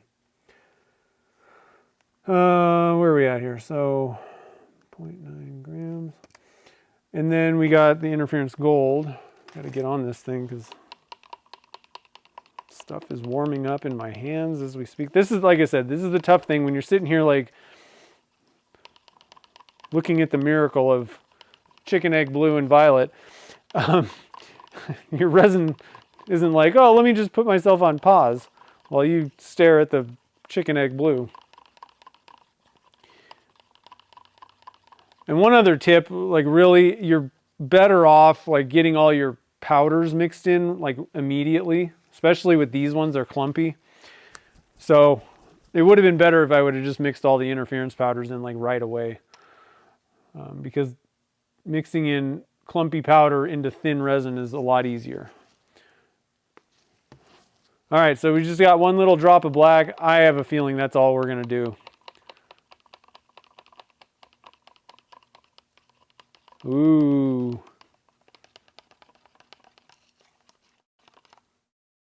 So it basically is just like a darker gold. That's actually really interesting. Okay, we got to add one more drop. I like this, and I would leave it. I want to see what doubling does, though. So one more drop. I'm not sure if that was exactly double, but it's just going to darken your... Wow. Wish I would have known this trick like not very long ago, because I actually needed a darker gold. And, you know, I mean, I don't know why I didn't think about it, but that's what's going to happen. If you add black to a color, it's going to darken it. If you add white, it's going to lighten it. So we're at 100 there. This is probably, oh man, all three of these colors are really cool. So I think we're ready, guys.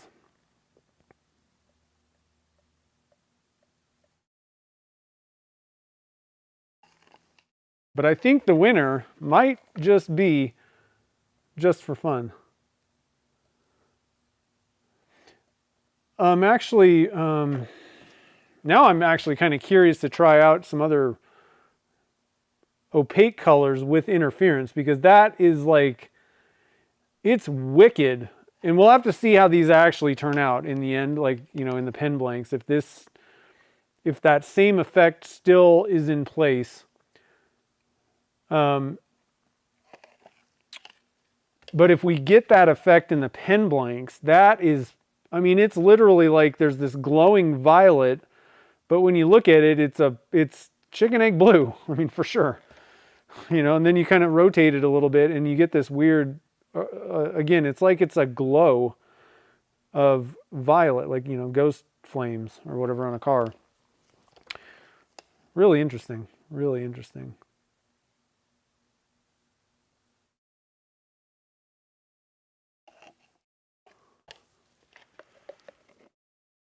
One thing that actually may kind of detract a little bit from that effect with the chicken egg blue and the violet is this, the beetle blue thing. It's kind of the same thing, you know, like where you get this like violet reflection going on. So I think the effect of the chicken egg blue with the violet would actually be even more pronounced, and like it would just stand out like in your face kind of thing if we would have just done chicken egg blue with this gold or something, or some other color or whatever. But having another like kind of violet reflecting thing going on actually kind of is, I have a feeling, may kind of detract a little bit from the effect. We're going to know, but I think that bystanders that didn't see all this and, you know, just looked at the pen, I think that it would be hard to distinguish the fact that you've got that happening with that color when you've got like another swirl of violet stuff going on right next to it. So just something to kind of keep in mind. I would probably, if I did this again, not put another color that's similar next to that at all. I would go for just, I would really want to accentuate the chicken egg blue thing with violet like glow. The just for fun. Okay, so I want to get a little stick. I'm going to do the same thing. We're just going to give it a little kind of quick swirl.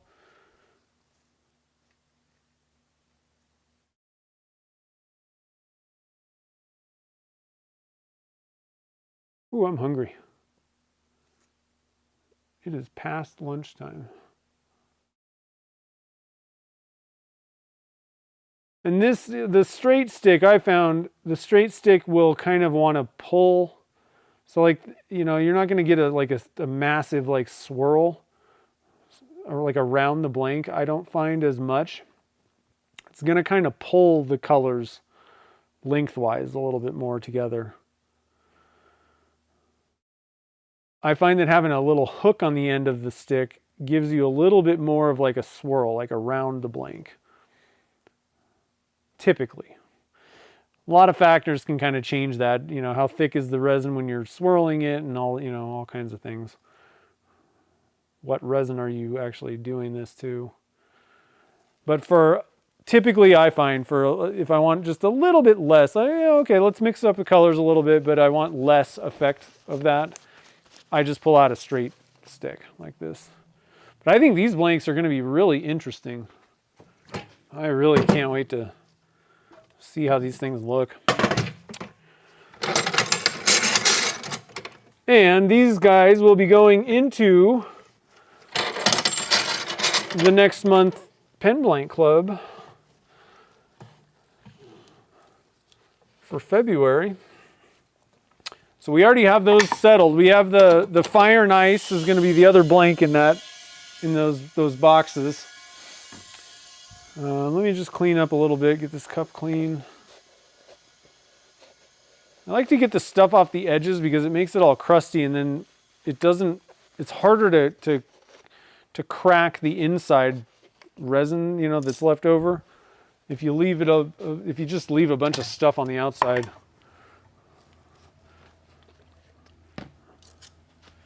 All right, so again, I just like to wipe off my sticks with a little bit of acetone real quick. I don't think it's totally necessary, but a lot of times I'm doing back to back things.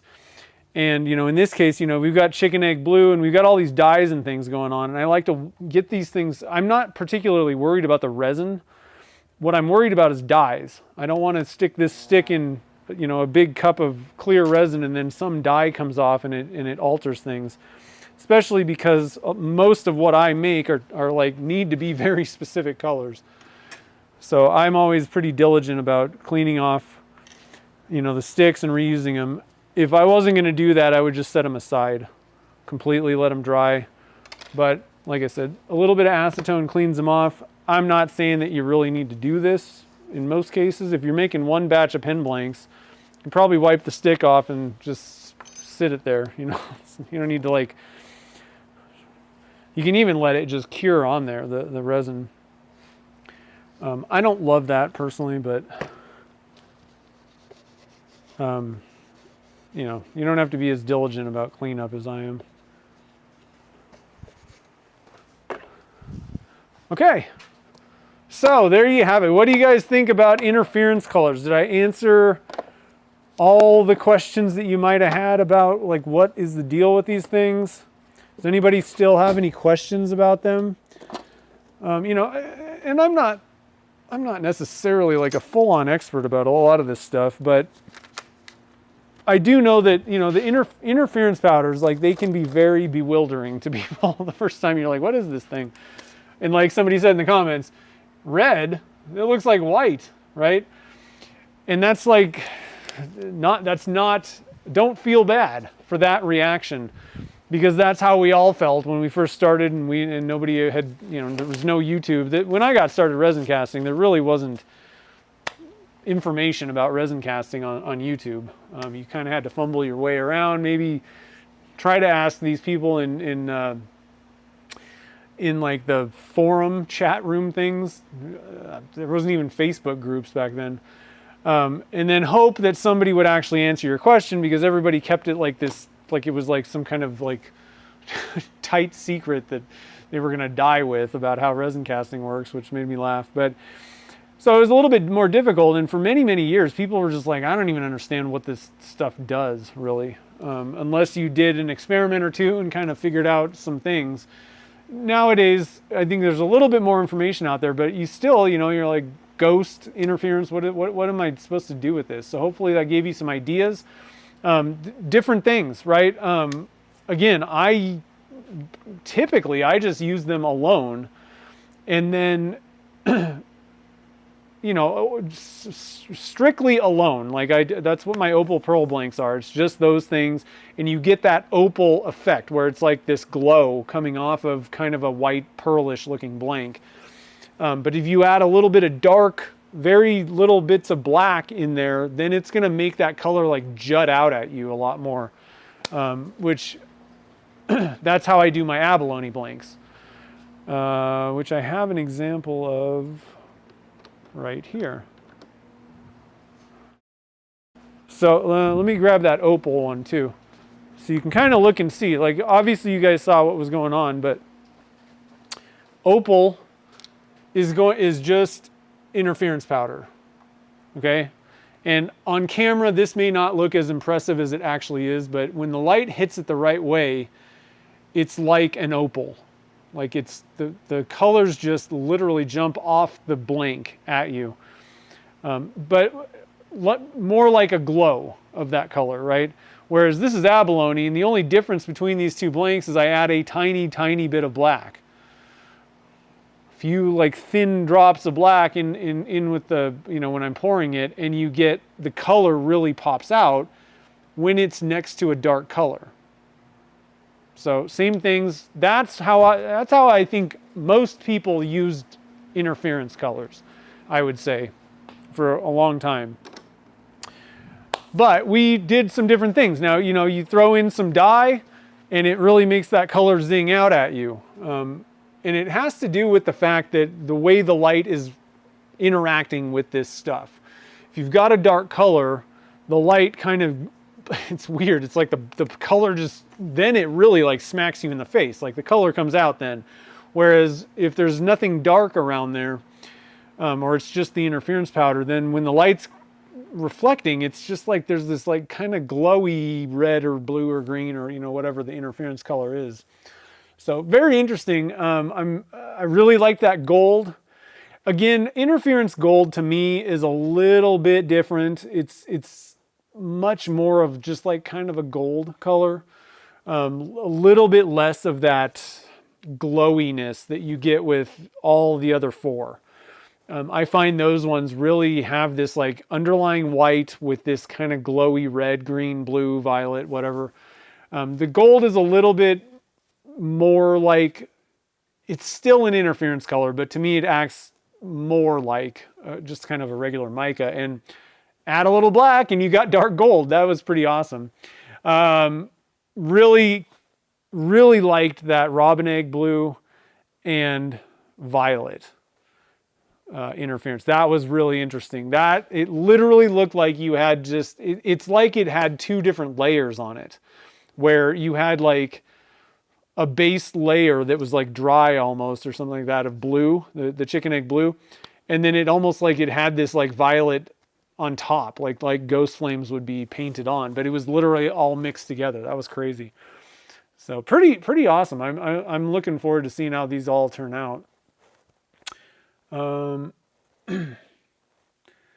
Yeah, it kind of color shift, but the thing is, the difference between interference and color shift really is, as far as I understand, I think that maybe there's two different particles, but there may be one of two things going on, where you've got a particle, a chunk of color, where there's like a red and then a whatever green, or like whatever on like another side of the particle. So it really depends on how the particle's sitting, or it just has to do with, I think it can get really tricky, and it just really has to do with almost like a pattern that's on the particles that, depending on how the light hits it, it's either going to look refract a red or a green, depending on what the color shift is. But color shifts are like, there's two colors where they're doing the same type of thing, where these were kind of color shifts, but like definitely don't work the same way. That, I guess that's in my head. They're definitely doing something different.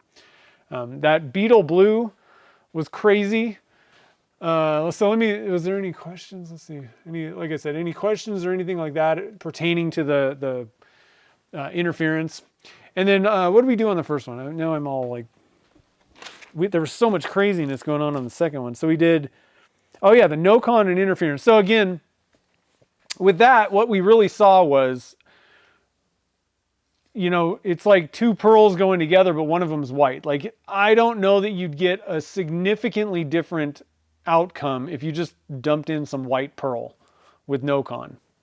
I don't know. We'll have to see when we turn it. Like, things change when you get it cured, turn it, and then polish it. Things change the way things look. So that'll be an interesting one to see if we kind of get a similar glow effect over the no-con somehow. I don't know. We'll have to see if there's like a glowing blue overshadowing the no-con blue underneath. And then we did ghost red and translucent red. Again, you add a little bit of color to these interference powders and they really kind of pop at you. So that was a good one. A little bit more of the pink because, again, there is this white underlying color to it. But you add enough of the red and it starts turning into kind of a pearly red, basically. Again, that one should have a glow effect, like where the interference is actually working, but So I think that one's a good one to keep in the back of your head. You add a little bit of translucent dye to any of these things, and you're gonna get the interference color, but you're gonna have like much bolder. It's not gonna just be like this milky white thing, but you should, I think, let's wait and see what the results are, but you really should get a little bit of that glow effect that the interference does on top of it even. And then we did interference green, and then the opaque dye with not very much of the opaque lime green. And again, that made it like, you know, if you're starting out with, it's kind of like the chicken egg thing in a way, but I didn't notice a glow of green over top of the lime green. So again, I don't know, maybe I just didn't see it, you know, the light didn't hit it right, but that'll be interesting. So, you know, different things that you can get out of this, depending on what you want to, you know, do with your blanks. I'm pretty excited about it. I'm glad that I did this, because I guarantee you I would have never been like, you know what's going to happen if I add chicken egg blue and put a little bit of violet interference powder, I'm going to get chicken egg blue with a violet glow. I really thought it was just going to kill the glow part completely. No, not at all. It was just like popping out at me. So anyway, guys, hopefully you had a great time today. Sorry I was a little bit late. Thank you to everybody that super chatted, and you guys picked some really great color combinations. I really appreciate that. You guys always do a great job with that. And again, don't forget, Jake's got the charity event going on, and make sure to tune in to Saturday morning cartoons. So that's 8 a.m. well, Pacific time, 8 a.m. Pacific time, I believe, on Saturdays. And they do the auctions, and there's all kinds of ways that you can support the charity. But if you're like, I'm not, because these auctions are going pretty high, I got to be honest. I was like, whoa, doing good. But I couldn't get to the Saturday morning cartoons in the first place for the auction. So I just went and donated directly. So there's a link to that. If you're like, you know what, I want to support it's for Make-A-Wish. If you just want to support it and get some money in there, I don't know how much money they're raising, but it's going to be a lot this year. So keep adding to that total, because it's you know, obviously it's for the children, right? So go donate, check that out. But again, they have so many different ways that you can support the cause, and ways that you can, you know, support the cause and get some stuff back if you get in on the auctions and different things they got going on. So check out all that stuff at Saturday Morning Cartoons.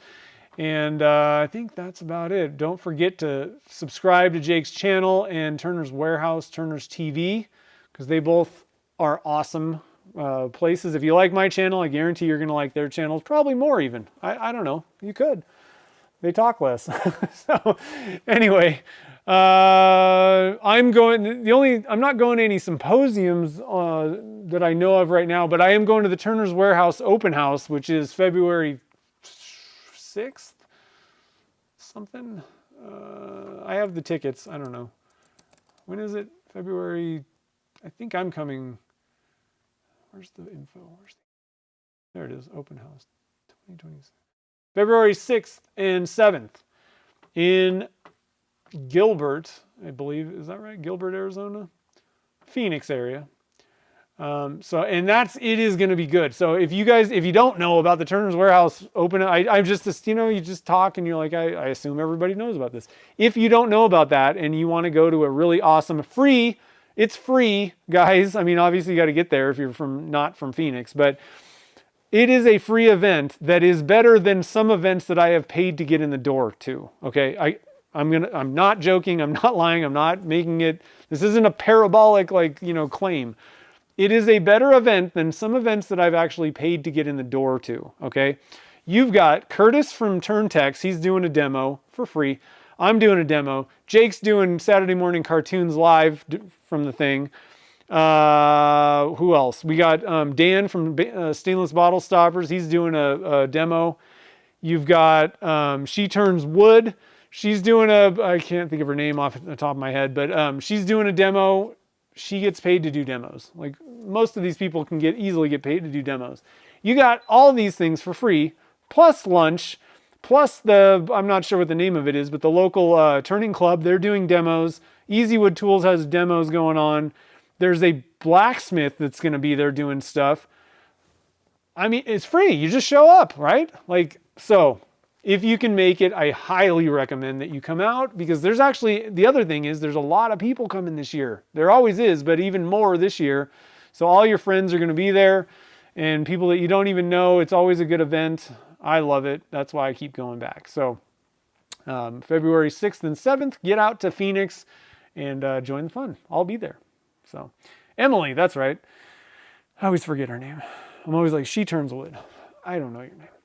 Anyway, so I think that's about it, guys. Other than that, I don't have personally any plans yet. I'm sure I'll probably make it out to something this year. I may switch gears and instead of do a symposium, go to a pen, what do you call it? Pen event? Pen show? Pen show. I may switch gears this year. I don't know. I just haven't really thought about it. I haven't planned. But I'm sure that I'll do something. Worst case scenario, SWAT is probably on the list. I just haven't like officially decided to do that yet this year. But SWAT is the best symposium to go to if you're thinking about going to one. Highly recommend that one. It is, I mean, they do it so well every year. They just have the whole thing down at SWAT. And it's like cheaper than most of the other ones that are supposedly good. So it's a good value for the money, but they literally are even better than more expensive shows or, symposiums. So check that out if you can too. So anyway, guys, I got to go get some lunch. I hope you all have a great rest of the day. Get in the shop, do some resin casting, do some turning, whatever you want. But just have fun doing it, I think. That's the thing. And then next week we'll come back, we'll turn these. I probably am going to have to turn one of each of these things because, we got to see what the results are, right? So we'll be turning up a couple pens, probably a couple like Sierras or something like that, just to kind of get the results. But it'll be really interesting to see how these things turn out. And again, these are going to go in the Pen Blank Club boxes next month with the Fire and Ice ones that we did. So anyway, guys, time to sign off. Have a great rest of the day, and I'll see you guys next week.